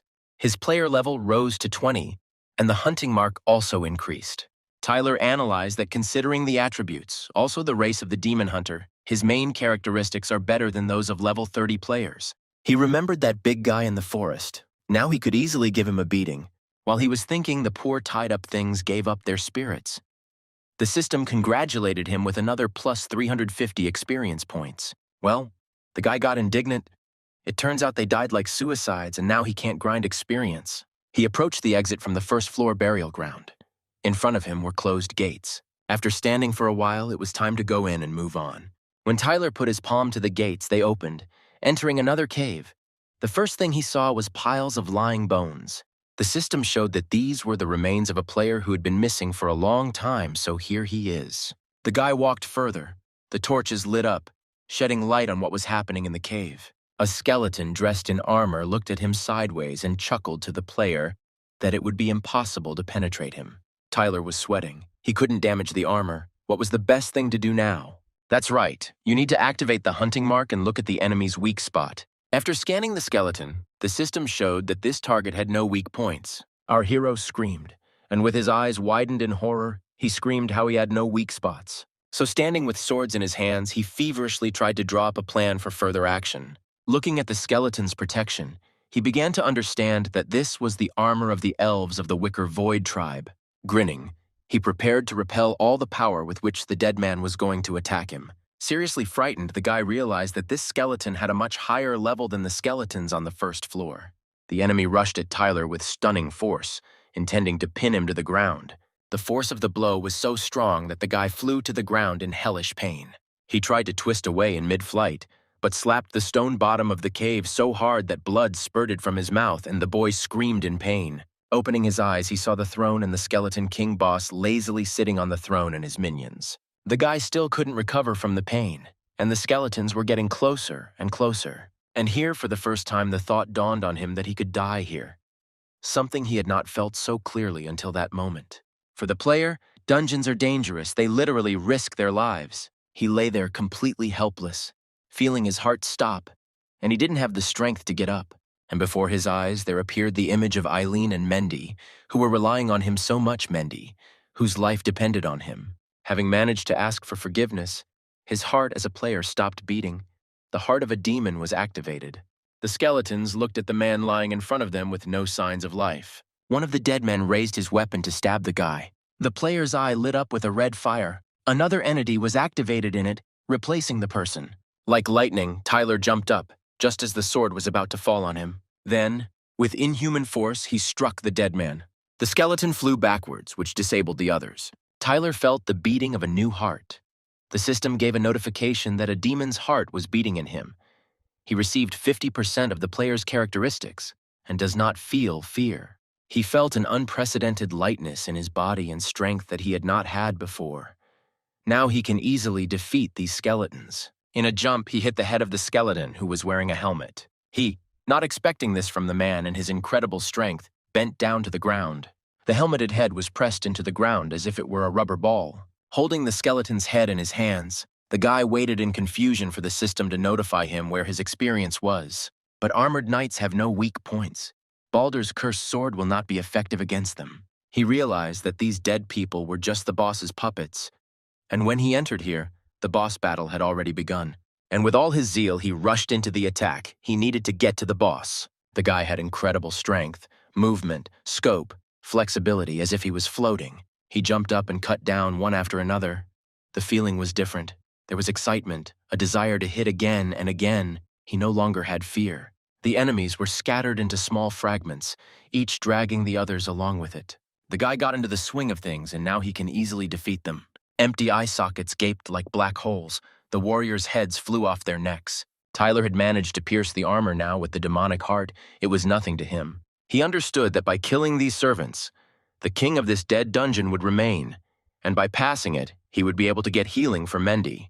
And now everyone was destroyed. The whole earth was strewn with scattered bones. Tyler was exhausted. He was finally able to put them down. Now he was alone. The boss of this dungeon looked at him, pulling out a huge sword. Our hero felt the pressure. The cave seemed to vibrate, such power. The boss, cutting through the stone blocks with lightning speed, jumped up from his throne and rushed towards the guy. The guy couldn't move from such a fierce power. The king rushed past with such a whirlwind that Tyler saw only a whirlwind. His ardor waned. but the guy was overcome by a silent numbness from the fact that there was a huge difference between him and the boss of this dungeon. He was already beginning to doubt that this was a level C dungeon since the boss had just missed on purpose. Otherwise, there would have been nothing left of Tyler. Yes, he now has the heart of a demon and the bell of the undead, but every instinct he has is screaming at him to run. The guy stood with his mouth open, realizing more and more clearly that he would not be able to defeat this boss. The boss's red eyes were piercing, and he finally asked the player if he was human. Tyler opened his mouth, but suddenly he felt like he was being struck by electricity. He remembered the goddess. Then she cursed him, and then he killed that leader and increased his experience. Tyler replied that he was no longer human, although he was shaking all over. Then the Skeleton King declared that since he was not human, he had no reason to kill. The guy's head was spinning with thoughts about what was happening right now. The boss said that there was something familiar about the guy and ordered him to open and show the inventory. He stood a few steps below and his face showed complete bewilderment. For the first time, a dungeon boss, and especially one like this, asks to show his inventory. He opened it and began to show the contents. When the guy showed the magazine with the girl on the cover, the Skeleton King squealed. But then he pulled himself together and, looking at the guy, said that he felt it in Tyler himself. Then our hero showed the pendant and asked if this is what he meant. The red balls kept their eyes on the pendant the guy was holding. The next second, tears of tenderness and happiness flowed down the bony skull, pulling the thing towards himself. The boss sobbed and muttered that after 100 years, he had finally found it. Suddenly, the object almost lost its outline, shining with a blinding blue light. This is the key of the Skylane tree. The level of this item is legendary, a sacred object guarded by elves for centuries. Incredibly, a legendary item dropped from a large beetle in the dungeon. Tyler couldn't take his eyes off the item. Should he take the risk and steal it? No, he couldn't defeat this monster. The system indicated that the player had activated the main quest. In front of him was a skeleton prince. It is not surprising that all the knights were wearing elven armor. The guy pressed the button to accept the conditions of the passage, but first he needs to return the key. The backstory is that the city of Skyline is a royal palace, an eternal harvest festival. The harvest festival is a sacred day for the elven people, and Prince Osset was having a carefree time surrounded by beautiful elven women. There was a treasury in the palace, which was guarded. But the security was apparently not very good, considering that the key was stolen by goblins. After the key was lost, the barrier protecting the tree disappeared, and the dark elves went to war with the wood elves. Osset's recklessness led to the disaster, forcing the elves to strip him of his title and exile him. Osset wanted to correct the mistake and began a journey to find the key. However, in a foggy forest, he and his warriors were ambushed and died. None of his group survived. When the soul left the body, it was enslaved by evil, which changed his memory of who he was and his purpose. A dark force reigned over his soul even when Osset opened his eyes again. He was already imprisoned in this dungeon, locked in a burial ground, having received the title of Lord. 20 years ago, a man came to this dungeon. The Lord did not want to kill him, but the evil energy in his body forced him to do it. That's why the Lord asked him if he was a human. But what was evil energy? Because when he created the game, there was no such thing in it. Toda Tyler asked the skeleton if he could give him the lasso tears. He wanted to save someone. The former elven prince said that he once had one bottle, but he was locked in here for so long it was boring, so he drank it. The guy stood there listening to this with a stony face, how he wanted to hit him. He couldn't defeat it, but he can make soup out of it. But the Lord calmed Tyler down peacefully. No need to be angry. If you need to save someone, then this ring will be even better. Tyr's lasso is not the only way. Our hero looked at the artifact with his mouth open. It was a ring of roots created from the Skyline tree. The wearer of it gains immunity to all diseases. Tyler had tears in his eyes. This isn't just a good ring, it's better than lasso tears. But the dungeon boss said that the guy should help him in exchange for the ring. The guy swallowed and tensed, trying to figure out what they were asking him to do. The skeleton gave him a banishing artifact. Will Tyler be able to use it against them? He added that all these years, the people who followed him were locked here, and with the help of this artifact, he can expel the evil energy from them. The guy took the artifact and asked in surprise, but they would all disappear then. But the dungeon lord reminded them that they had been dead for a long time. At this time, a green glow engulfed them and dozens of elven ghosts surrounded the space. Tyler stood in thought. This is a level B artifact. It can be sold for more than $1 million. Using it here is a waste of money. But if he doesn't use it here, he won't get the ring to heal Mendy. And then the guy decisively launched the activation of the item, Everything was covered in a blinding flash. The ghostly elves raised their heads and looked at the sphere opening above. Then, one by one, the deceased elves of Prince Osset began to rise up, saying goodbye to the prince. The dungeon lord said goodbye to each of his former warriors. They stood with Tyler and watched as the greenish spheres of the souls of the deceased finally left the burial ground.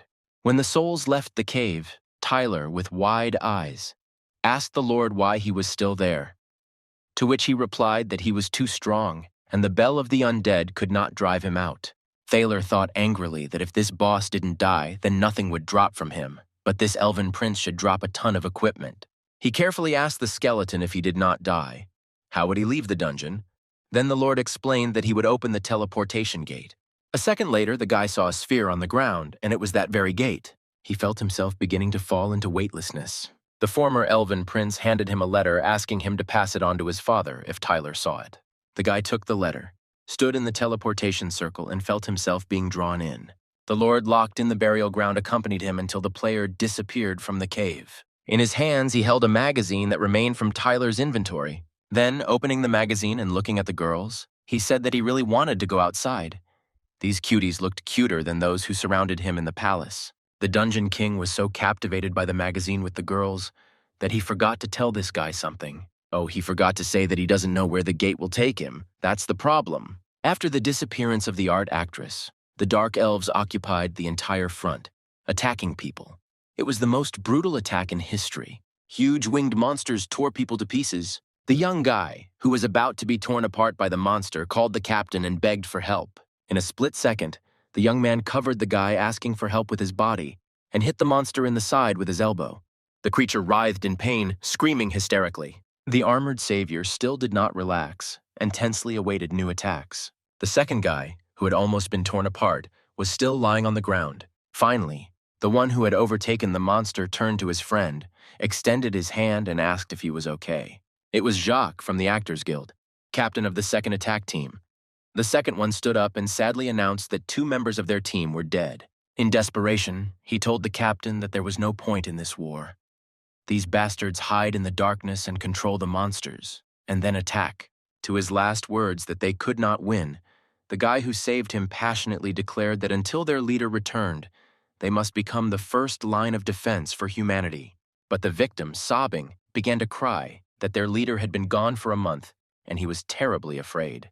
"If she doesn't come back, they will die," he continued, still sobbing. Suddenly, a scarlet petal appeared in the air, shimmering and slowly swirling as it descended to the ground. The boys froze in tension as more and more petals appeared, falling from the sky. Jacques opened his mouth and extended his hand, and one of these petals landed on his palm. The giant tree turned red, everything turned purple, and it was from it that these strange petals were falling. One of those present blew a horn, and the enemies began to retreat. Together with the winged monsters, they quickly glanced around and began to leave. Jacques didn't like all this. Something was wrong here, while his friend was sincerely glad that they were saved. Looking at the still falling petals, the captain asked out loud why they retreated if they had the advantage. The core of the giant tree pulsed with increasing speed. A red flame appeared over the city. The guys looked into the distance and shuddered. Then some black hard objects, similar to stones, began to rain down. When one of the guild members wanted to lift it, Jean shouted that it was not necessary. It was too dangerous. But Claude, that was the name of the young man who just a minute ago was jumping for joy that the enemies had retreated, took the object in his hands. Suddenly, the black solid object began to change color and became fiery red. And a second later, there was a roar, then an explosion accompanied by a bright flash. Afterwards, he couldn't figure out what had just happened. Everything around was smoking, and he was sitting on the ground. And after a few more seconds, these black stones began to fall and explode. There were more and more of them. Claude lost control and screamed why this happened and what the hell this was. He heard a scream that it was all these elven bastards. The roots of the tree and the tree itself began to ooze water. It was a dead country. It was here that Tyler teleported, looking around the place of his arrival in shock. He didn't understand where he was at all, feverishly trying to figure out what kind of place this was. He began to walk slowly. It was gloomy all around, fog and tree roots. Then he saw cocoons hanging on the tree branches, resembling a vacuum with water. What kind of joke is this? The guy thought. And then it dawned on him. This was the deepest floor of the skyline tree. the resting place of the elven people, and the most difficult dungeon. Land of the Dead, difficult dungeons of level A, group capacity up to 20 people, and this skeleton sent him to such a nasty place. Tyler stopped in front of a tree with a hanging blue cocoon, looking at it closely. Suddenly, the root took the shape of a bony hand and began to crawl towards him, after which some creature the color of a tree trunk fell from above. It was a scary monster crawling on the ground, a dead elf of level 51. It wriggled on the ground, its root arms resembling an incomprehensible mass in the form of spreading mud. But the guy clearly saw the formation of a sharp claw-like thing. Suddenly, with a deafening roar, the monster jumped up and rushed at Tyler, who barely managed to pull out his protective swords in front of his chest. But the forces were unequal. The monster had too high a level. The creature was very strong. The guy could barely hold on. Did the dead really have no weak points, he thought, and saw a red line running across the monster's body. He realized that this was some kind of channel giving this entity strength, and if he wanted to win, he needed to cut this channel. A huge head with an open mouth approached Tyler. The creature moved with a sword hand towards our hero, who barely managed to make a sweep. As the monster flew over, the boy reached for the red line. Having cut the line, the monster fell to the ground with a howl. This was its end. Tyler happily looked at the system and found 1,200 experience points. He just needed to get to the weak spot, and that's it. Clicking on the panel, he stopped and went cold. How could he forget? This dungeon is hard to clear because there is a time limit. This is a resting place for the dead, no place for the living, which means that if he doesn't clear it out quickly, we ourselves will become dead. He stood in a state of shock. The cocoons on the branches began to ooze profusely. The guy realized that something not very good was about to happen. The cocoons began to turn into water streams surrounding the player. He can deal with a monster one-on-one, but if they all attack together, it's certain death. Tyler ran with all his might from the monsters pursuing him, calling on the stupid skeleton to bring him back. But the former elven prince did not hear the call. He was very busy with the bodies of the girls in the magazine and evaluating their parameters. Suddenly, he sneezed, then thought about what had happened. Do skeletons sneeze? No, it's something else, but what? Dozens of dead corpses resembling roots lay sprawled on the ground. Tyler was barely able to stand on his feet and was leaning on his weapon. He needed to at least catch his breath. Then he looked at his hand. Some bluish spots were appearing on his hand. And a moment later, the hand began to turn into a gnarled branch with claws like those monsters. Tyler screamed. He was being controlled. His hand turned towards his face, ready to tear it apart. Then he remembered about the ring. It is created from the roots of the skyline tree, so it can deal with the virus. He quickly took the ring out of his inventory and pulled it onto his finger. He realized what he had caught. It was a zombie virus, a ring of roots. This is the land of the dead. A stupid skeleton sent him here. Suddenly, there was movement. Tyler felt a hum. The cocoons around him began to move. They started attacking him from all sides, a bunch of tree-like monsters. The guy shouted for them to stay away. In order to save himself, he quickly activated his demon form when the monsters were already grabbing him. But then something incredible happened. A powerful column of light engulfed the guy and everything around him. Something rushed at great speed like a meteorite. Pink flashes covered the entire space of the dungeon. Tyler blinked his eyes in bewilderment, unable to understand what it was. Then the pink flame began to form some features. A figure began to appear in it, and then a girl in armor with a shield and weapons came out of the flames. It was the actress, the goddess of art, the strongest of the players. And then our hero realized that he was saved. But he didn't understand why she was here, and not on the front lines. The actress took a serious pose, preparing to repel an attack. Her whole appearance expressed unshakable seriousness. Stop, so she wants to attack him, but why? What went wrong again? He realized that he was lost. In the form of a demon, he looked like an enemy to her. If he had a chance to defeat the dead, then against her there was no chance. The goddess stood in a pose ready to accept the attack. She did not utter a word. But then she lowered her weapon and her face took on a thoughtful, childish expression. He was a demon, but for some reason she felt something so familiar in him, as if she had known him for a long time. At this time, serious negotiations were taking place at the player's main office. Bianca reported to the boss about yesterday's explosion, which affected many players of the association. Many were injured. Everything was burning on the front lines. Many players were killed and many more were missing. And the Great Rift Valley village of Dare is crowded with people. Bianca continued reporting that the front line was lost. The surviving players retreated to Darren Village. If the skyline tree continues to explode, The explosions will reach them too. In a month, everything more than 500 meters from the tree will turn into a fiery hell. Sheldon, smoking a cigar, asked what his superiors thought about this. The assistant reported that the authorities expect them to give it their all and stop the explosions. If they cannot stop them, the city will have to be evacuated. Getting up, he asked what they had heard about the goddess of art. Bianca replied that everything was still fine.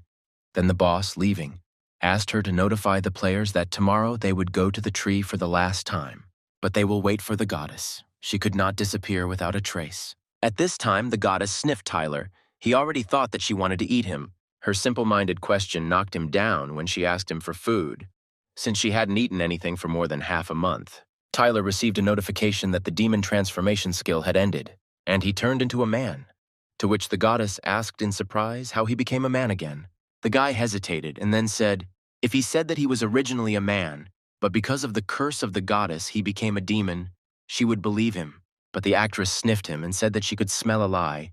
He had never been human. Continuing to sniff Tyler, she made him think that she had become completely stupid from hunger and was no longer human.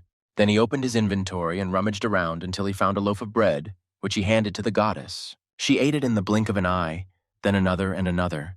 The guy didn't have time to take them out of the inventory. She ate all his supplies and left nothing for him. The guy almost cried. In general, she is a bit stupid. Tyler looked at the girl appraisingly. It's amazing how she became an actress of the goddess's art. Wiping away the crumbs, she answered innocently that she had no idea how 6 months ago, when the game invaded the earth, she became it. The guy closed his mouth in shock. He didn't say anything out loud. Was she reading minds? Then she approached him and said that this was her passive skill, namely pure hearing. Within 5 meters, she could read people's thoughts. And although he spoke badly of her, she was not angry, since he was not a villain. Pointing her finger upwards, she drew a safe distance. The guy realized that it was better for her to never find out that he was a game designer. Otherwise, she would kill him. Then the goddess, assuming a warlike appearance, asked him how to leave this place. She's been fighting here for a month now, but monsters don't die that easily in this place. And it doesn't matter whether she attacks, burns, buries, or uses magic. The girl explained all the techniques in detail and repeated them again, but the monsters did not die. Tyler once again concluded for himself that she was not very smart. If he had her power, he would have dealt with the land of the dead long ago. But out loud he said in the tone of a teacher explaining a lesson to a first grader that this was the land of the dead, so it would be impossible to kill them. If she wants to leave this region, she needs to kill the local boss. Then she asked if he knew where the boss was. She had been here for more than a month and hadn't seen him. Then the guy pointed his finger up and replied that the boss was higher. Before he could finish, the girl prepared to jump up. The light became so bright that the boy covered his eyes with his hand and closed them tightly. Like a meteor, she rushed upward without even looking back. He watched her walk away with his mouth open. The place where she stood was illuminated by a bright flash. The ground vibrated, after which she landed back, blood dripping from her lip. And for a couple of seconds, she said nothing. Then she killed Tyler by telling him that she couldn't defeat this boss, after which he pompously remarked that this was a difficulty, a dungeon, and even with her strength, she wouldn't be able to defeat it alone. He wanted to add something else, but did not have time, because there was a crash behind him, as if a bomb had exploded. A huge creature with glowing eyes appeared behind him. The guy let out a muffled cry. It was a level 90 monster, the former king of the elves enslaved by evil, and became the guardian of the land of the dead. This boss walked making a cracking sound with his size, and he had a huge sword in his hands. Thaler became completely horrified, realizing that he apparently would not be able to escape from this cave. The goddess also stood in a pose ready to accept the last mortal battle. A level 90 boss with an elven holy sword in his hand. It's no wonder the Valkyrie can't defeat him. But as the king of the elves became the boss of the land of the dead. What is it, evil energy? Why does someone change its settings? Tyler and the goddess stood guard, waiting and doing nothing. But what happened next, no one expected. The boss pointed his finger at the guy and yelled that he was a damn thief. Our hero stood in complete bewilderment as to what had just happened, and the monster pointed at him. After which Tyler rummaged through his inventory and pulled out a pendant and asked the boss if this was what he was looking for. He stared at the medallion without taking his red eyes off it and asked Tyler where he got it from. Tyler explained that his son Osset asked him to give this to him. He also handed over a letter that Osset had also asked to be delivered to his father. Meanwhile, dead players lay everywhere and clouds of explosions rose up. A teleportation portal opened from where one could be transported from the dungeon of the dead. The goddess and Tyler were transported through the portal, and a few seconds later they were standing in the city. The first thing the guy saw was flying scarlet petals. The skyland tree blossomed. It's very strange because he had the key, then why did the tree bloom? The tree itself took on a crimson hue, and petals were scattered throughout the city. The goddess approached the player lying on the ground. He was unconscious. She put her hands on him and tried to heal him. But the system said that the player's health was too low and it was impossible to heal him. The guy opened his eyes and smiled. The Libber returned. He asked not to waste his strength on him. There was no help here. The captain and the others were waiting for her at the tree. Tyler said that they need to hurry without the key. No matter how many players there are, they won't be able to overcome the tree. She quickly and confidently took his hand so that the guy shuddered. Then she picked up Tyler, who didn't have time to answer, and said that she would carry him. 1,000 questions were written on his face as they soared upward. The speed increased so much that everything before his eyes became blurry. They arrived at the royal court of the Skyline Tree. This was the main core of the entire game system on Earth. Teleportation brought them here. In the middle of the courtyard, at the roots of the tree, there was a dome, and players gathered around it. Inside the dome, the players of the elven race stood with evil grins. Sheldon rushed to break through the sphere. He was called Thunder Armadillo. He used to be an ordinary mercenary, but after the game's invasion of the Earth, he acquired the power of the god of lightning. Along with the acquired skills, he absorbed other associations, and after which he became the head of the associations of this city. His Thunder Fist was used to break through the villain's dome, while another player tried to break through with a huge sledgehammer. One of the players in gear called the Dark Elves vile cowards, who are afraid to fight and just hide. The Dark Elf King Neo, still grinning, replied that stupid humans without a key would not be able to break through the barrier. All they could do was watch as the tree destroyed the world. Fighting with hot-tempered people was not suitable for him, and he stated this. The player cursed. These creatures won't come out from there, and it's impossible to break through the barrier. Then he was distracted because he heard some kind of rumble coming from underground. A few seconds later, the goddess appeared with Tyler in her arms. The players began to speak in admiration as the goddess of art arrived, and looking at Tyler, they asked who this feeble weakling was in her arms. One girl replied that she knew him. He kills rabbits, to which the guy with the sledgehammer said, "Ah, that's the one who only hunts rabbits." Tyler felt terrible, nauseous, and his vision was blurry. Sheldon looked at him and noted that he was obviously an incredible guy, since he knew the actress. The guy, standing on all fours, thought that this was the last time he would allow her to drag him. He felt terribly sick. The player who was trying to break the barrier ran up to the goddess and suggested that she quickly destroy it with her power. The Dark Elf King asked how she escaped from the land of the dead. It doesn't look like she defeated the king. His mood changed from complacency to irritation, and some strange feeling appeared. After which he opened his mouth looking at Tyler. "This is coming from this man." Tyler stood with his back to the elf, and a key hung on his chest. The guy looked at the barrier without listening to anyone. The players were buzzing that this rabbit hunter had lost his mind. If even Armadillo couldn't break through the barrier, then this guy looked as if he could do it. Tyler was getting closer and closer to the sphere. King Neo hysterically ordered him to stop. He had the key.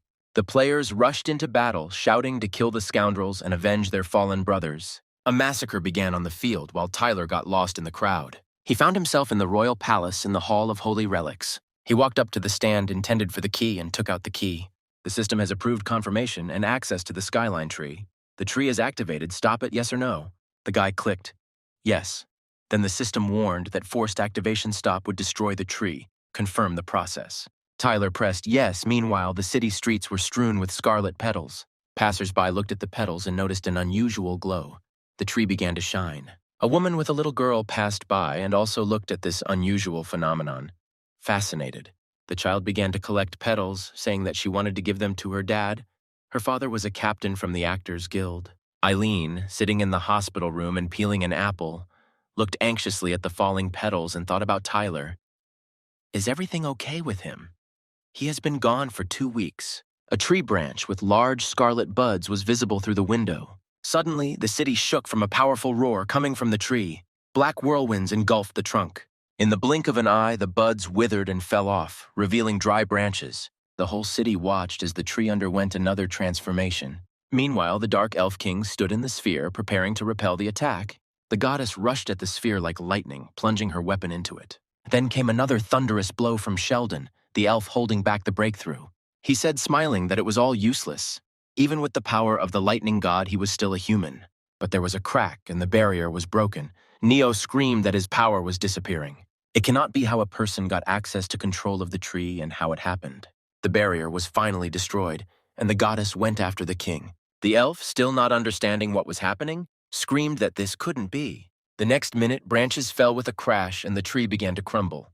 The players, forgetting about the battle, began to defend themselves from the falling tree debris. Panic began. People shouted that they had to retreat. The tree was about to collapse. The system announced that the tree had fallen. Some players shouted, "Hooray, victory." This time the people won. Goddess, Sheldon, and other players came to the city cemetery of dead players. There was also a woman with her daughter who wanted to collect petals for her father. Everyone stood in mournful silence to honor the fallen players. They laid a bouquet on the grave of the fallen commander, the father of that very little girl. The woman and the girl could not hold back their tears. So many relatives died. 2,032 brave souls lost their lives during the Skyland Tree disaster. They will forever be remembered as heroes who fought for humanity. Mendy opened her eyes and sat up, causing complete shock to the nurse who entered. The girl looked out the window, enchanted at the scarlet petals. They informed the doctor that the seriously ill patient had regained consciousness. Tyler was already in the room, and the girl told him that she was hungry. The guy beamed with happiness as he told his daughter that he now had plenty of money and would buy her the most delicious dishes. But Eileen immediately pounced on him, yelling that he was a blockhead and didn't know how to be a father, that the child had just recovered from a serious illness, and that she couldn't be fed who knows what. The goddess knocked on the door, but now, like an ordinary girl, she did not expect that Tyler had a child. With a sigh, she entered the room and was immediately engulfed in a glow. Then she changed her form to divine, and Mendy rose up after her. Aileen, shaking with fear, babbled to Tyler what was wrong with Mendy, but the guy couldn't answer. He didn't understand anything. Then Mendy, guided by the goddess, lifted Eileen into the air. Tyler screamed, "What the hell is going on here?" At that moment, there was a knock on the door, and the image of the goddess told me to come in.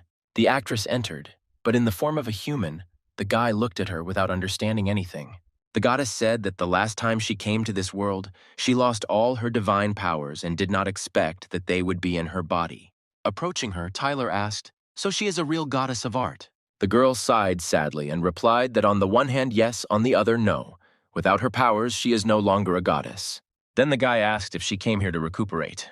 The glowing image closed its eyes and remained silent, preparing to answer something. Finally, she leaned towards his ear and quietly said that she had come to tell him that this game was still going on. And if he wanted to survive, he had to win by any means possible. From the faces merged, she half dissolved into his face, after which she disappeared and Mendy collapsed onto the bed.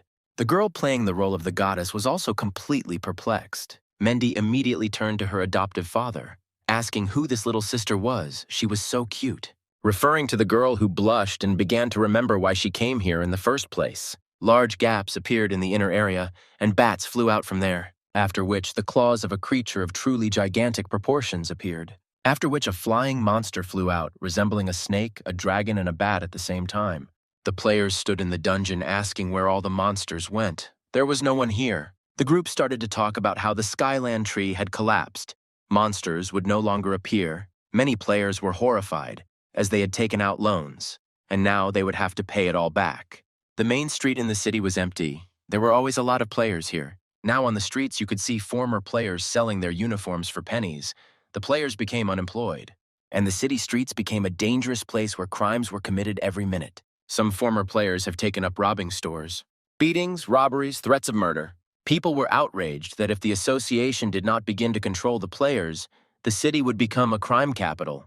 A meeting of clan leaders was taking place in the Players Association building. The girl who had recently been a goddess felt embarrassed, ashamed that she had passed out in his hospital room. The girl fidgeted nervously, looking at Tyler, wondering if the guy knew that she liked him. The leader of the Green Sheep Guild scornfully remarked that things were getting worse and worse in the association, since they were allowing all sorts of vagabonds to join the guild. He was referring to Tyler, but the player fighting the Dark Elves stated that if it weren't for him, everyone would have died in the battle at Skyline Tree. One of the representatives replied with a smile that if he said so, then apparently they really were saved that day by a low-level player. Approaching Tyler, she introduced herself as the leader of the Chamber of Commerce. offering services for the purchase of goods, promising to give diamond rank membership. Tyler was flattered and embarrassed at the same time. Shaking the girl's hand, he thanked her. The player who just stood up for Tyler asked why she was giving away diamond rank for nothing. They worked so hard and only got gold. But the girl simply replied, why not? She likes him. A fit of jealousy overcame the goddess girl. She demonstratively stood up and noticed that Mr. Tyler had a daughter, to which the representative of the trade guild, without embarrassment, stated that she was aware her guild pays great attention to collect. Everyone was gathered. It was time to begin the meeting. Bianca turned on the screen and asked everyone to look at the video. The very same crevices and bats circling above them appeared on the screen. And then incredible monsters that had never been seen before appeared for all to see. They were gigantic in size, extremely powerful, and had never been defeated by any player. The representative of the Merchant Guild asked if these weren't the deep pits of the abyss of the neighboring country. Bianca confirmed that high-level monsters began to emerge from the deep pits of the abyss. A representative of one of the guilds happily jumped up. What are they waiting for? If they don't find work, then the guilds won't last long. Bianca noted that the association thinks that these monsters have the same properties as the skyline tree. The representative who had previously called Tyler trash chuckled again. Foreign players had already moved there. What was the point of their association if they were working at a snail's pace? Bianca's face changed. Holding her glasses, she barely restrained herself from breaking down. Everyone saw the way she looked at him. The guild representative thought that this guy had just angered 3 girls. And it was better not to touch these girls. A month ago, a meeting of the headquarters of a neighboring country took place, from where new monsters emerged. The head of the association announced that 3 cities have already been lost. The players of the country of Zorgius are the strongest. Why not ask them for help? The officer of the Ministry of Emergency Situations replied that it was precisely because that country had the highest level players that they would take out everything that could be taken out of the pit of the abyss. The representative of the Moro Country Players Association interjected that his association would be able to handle the deep abyss. They had the best guild. A member of another country stated that his people from the Ninja Guild and the White Ghosts would be arriving here tomorrow to provide support. One of the members said that they would then pay compensation for such an unexpected request.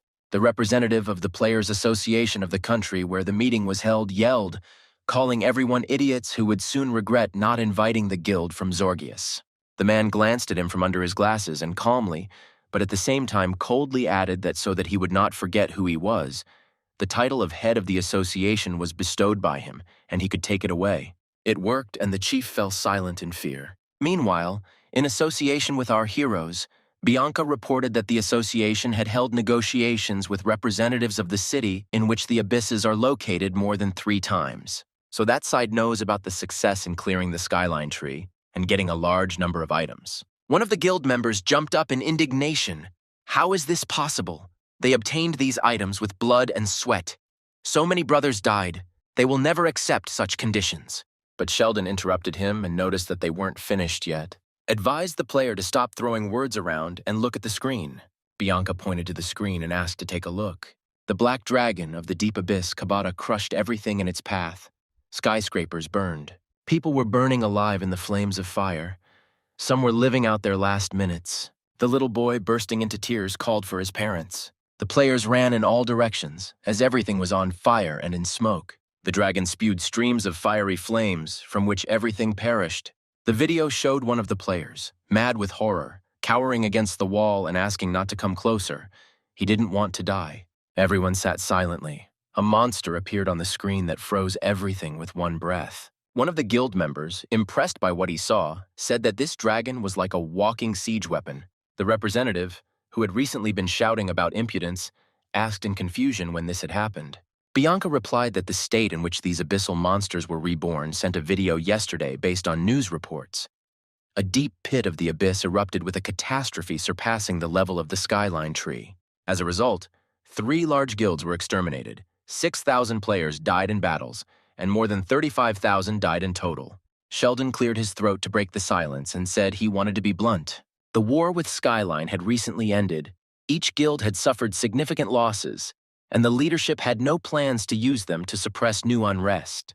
But the situation, according to forecasts, is that the city will be destroyed in less than 3 months, and their country will also be affected. He added that he had gathered them all to introduce someone to them when a man entered the room. The guild member threw a scornful glance at them as after they had finished him off, he came to ask for their help. Sheldon said that there was no need to say that. This gentleman wanted to ask for help a month ago. That's when he contacted them. The authorities decided to help his country. The association and the group of actors of the goddess's art reached an agreement, and an expeditionary assistance is being prepared. The representative who entered the hall bowed and asked everyone for help. Everyone sat in silence. No one dared to speak. Then Sheldon asked the outraged one why he was silent. Wasn't he happy? The guy replied that he wanted to go, but he didn't want his brothers to sacrifice their lives for nothing. The man asking for help burst into tears, asking to save his country. Suddenly, a chair flew with a crash, and one of the guild members, who had managed to make enemies in the girls' faces, answered, "What did they do when it all started? He doesn't care about that country. This whole meeting is pointless. He's leaving." He was not interested in continuing the dialogue any further. The girl who had her eye on Tyler said goodbye after him. As she left, she ominously told the goddess to be careful. If anything happened to her, Tyler Jones would be hers. Meanwhile, cars were racing along the highway. Among them were those whom Tyler was harassing. The guild representative and another player under his command were riding and talking about the killer of his younger brother. The guy handed the chief a photo of Tyler as the alleged killer and the clues he had managed to get. The guild leader said with wide eyes, "Well, he knows him. This is the player who was at today's meeting." He digested the information. So this is the same guy that the girls were clinging to. His subordinate added that something interesting came to light during the investigation. His name is Tyler Jones. 3 months ago, he was considered a rookie who earned the title of rabbit hunter because he hunted only horned rabbits for 6 months, afraid of dying. Afterwards, he was cursed by the goddess and never hunted rabbits again. What's even more interesting is that this rabbit hunter appeared in another notification. The assistant continued to report that it was also incredible that in less than a day, he had received a task from a drunkard to obtain a mission of historical rank. The guild leader angrily grimaced and clarified that it was certain that this player had killed his brother. The guy answered, when all 3 factors coincide, it is already a pattern. There are also suspicions that this guy is connected with the god of raids, and if they manage to contact the god of raids through him, then in 6 months their guild will become the strongest in this city, and perhaps even in the world. But he noticed that this guy was friends with the actress. If they did something bad to him, they could get into trouble. Then the leader replied that they would turn him into an obedient little dog, and then they were to make Tyler suffer before sending him to the next world. Tyler sat at the computer and checked the information about the monsters from the abyss. The fire-breathing dragon should sit and guard the dragon eggs, and the destructive power should be lower. After what happened with the tree, Tyler knew this wasn't the game he was making. He zoomed in on the photo of the dragon, and the spot on his head resembled a human figure. Well, yes, a figurine of a little man. Does this mean that someone is controlling the dragon? Someone stronger than the dragon uses it as a mount. He remembered the words of the goddess's spirit that the game was not over, and if he wanted to survive, he had to win by any means possible. Game of the gods, it all looks exactly like this. Monsters are getting out of the system's control. He remembered Father Osset, who thanked him for his release before he died. The guy figured out that this was still the game he was creating, a game that had invaded the earth or something else entirely. He racked his brains. A bunch of sketches of monsters lay in front of him. What kind of evil energy controlled the Elf King? He was distracted by Mendy, who brought him tea, which was so opportune. He stroked the baby's head and called her a good girl. Suddenly, a purple flame was reflected in her eyes. Turning his head, he saw something rushing towards them. At the last minute, Tyler caught Mandy as he jumped out of the apartment. It was something incomprehensible, a huge purple lilac explosion. He landed as carefully as possible, hugging the girl to himself. Mendy was clearly nauseous and had not yet come to her senses. 2 of the guild stood in front of him. The leader said that he knew he wouldn't die just like that, pointing at Tyler. The guy indignantly asked what they were doing here and whether they were afraid of the wrath of the association. The leader laughed. The association was that if he wanted something, no one and nothing would stop him. Then looking at Tyler with a glare, he asked if he had killed his brother. Tyler pulled out his sword and asked if he meant the owner of this sword. The leader became mad with anger and declared that he would die immediately. He rushed towards the guy at full speed, drawing his weapon forward. Tyler's devil mark was activated, and he waited to see what kind of fight he would give. He began to scan the weak points of the enemy rushing towards him.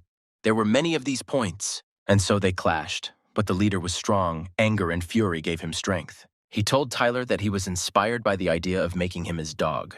At that moment, our hero cut his sword with his own. Fear, confusion, and bewilderment were reflected on the leader's face. The assistant shouted at the chief to be careful with this kid. He seemed angry. He replied that he had a lot of weapons and let's see how long Tyler can hold out. With these words, he pulled out a new sword from his inventory and eagerly rushed at the guy. A new clash began. It was clear that the leader did not like such resistance from Tyler, whom he did not even consider an opponent. The guy chuckled and said that compared to the Valkyrie's attacks, his attacks weren't even noticeable. This made the attacker even more furious. Logic went out the window. His assistant worriedly told him not to accidentally kill this player. He knows a lot of things. The goddess saw the rumblings and guessed that they were coming from Tyler Jones' house. Sheldon, as usual, sat in his office and listened to Bianca's report on the battles between the players of his association. She then listed everyone by name, and this happens at Tyler Jones's house. Sheldon didn't hide his anger. It looked like his guild had decided to kill each other.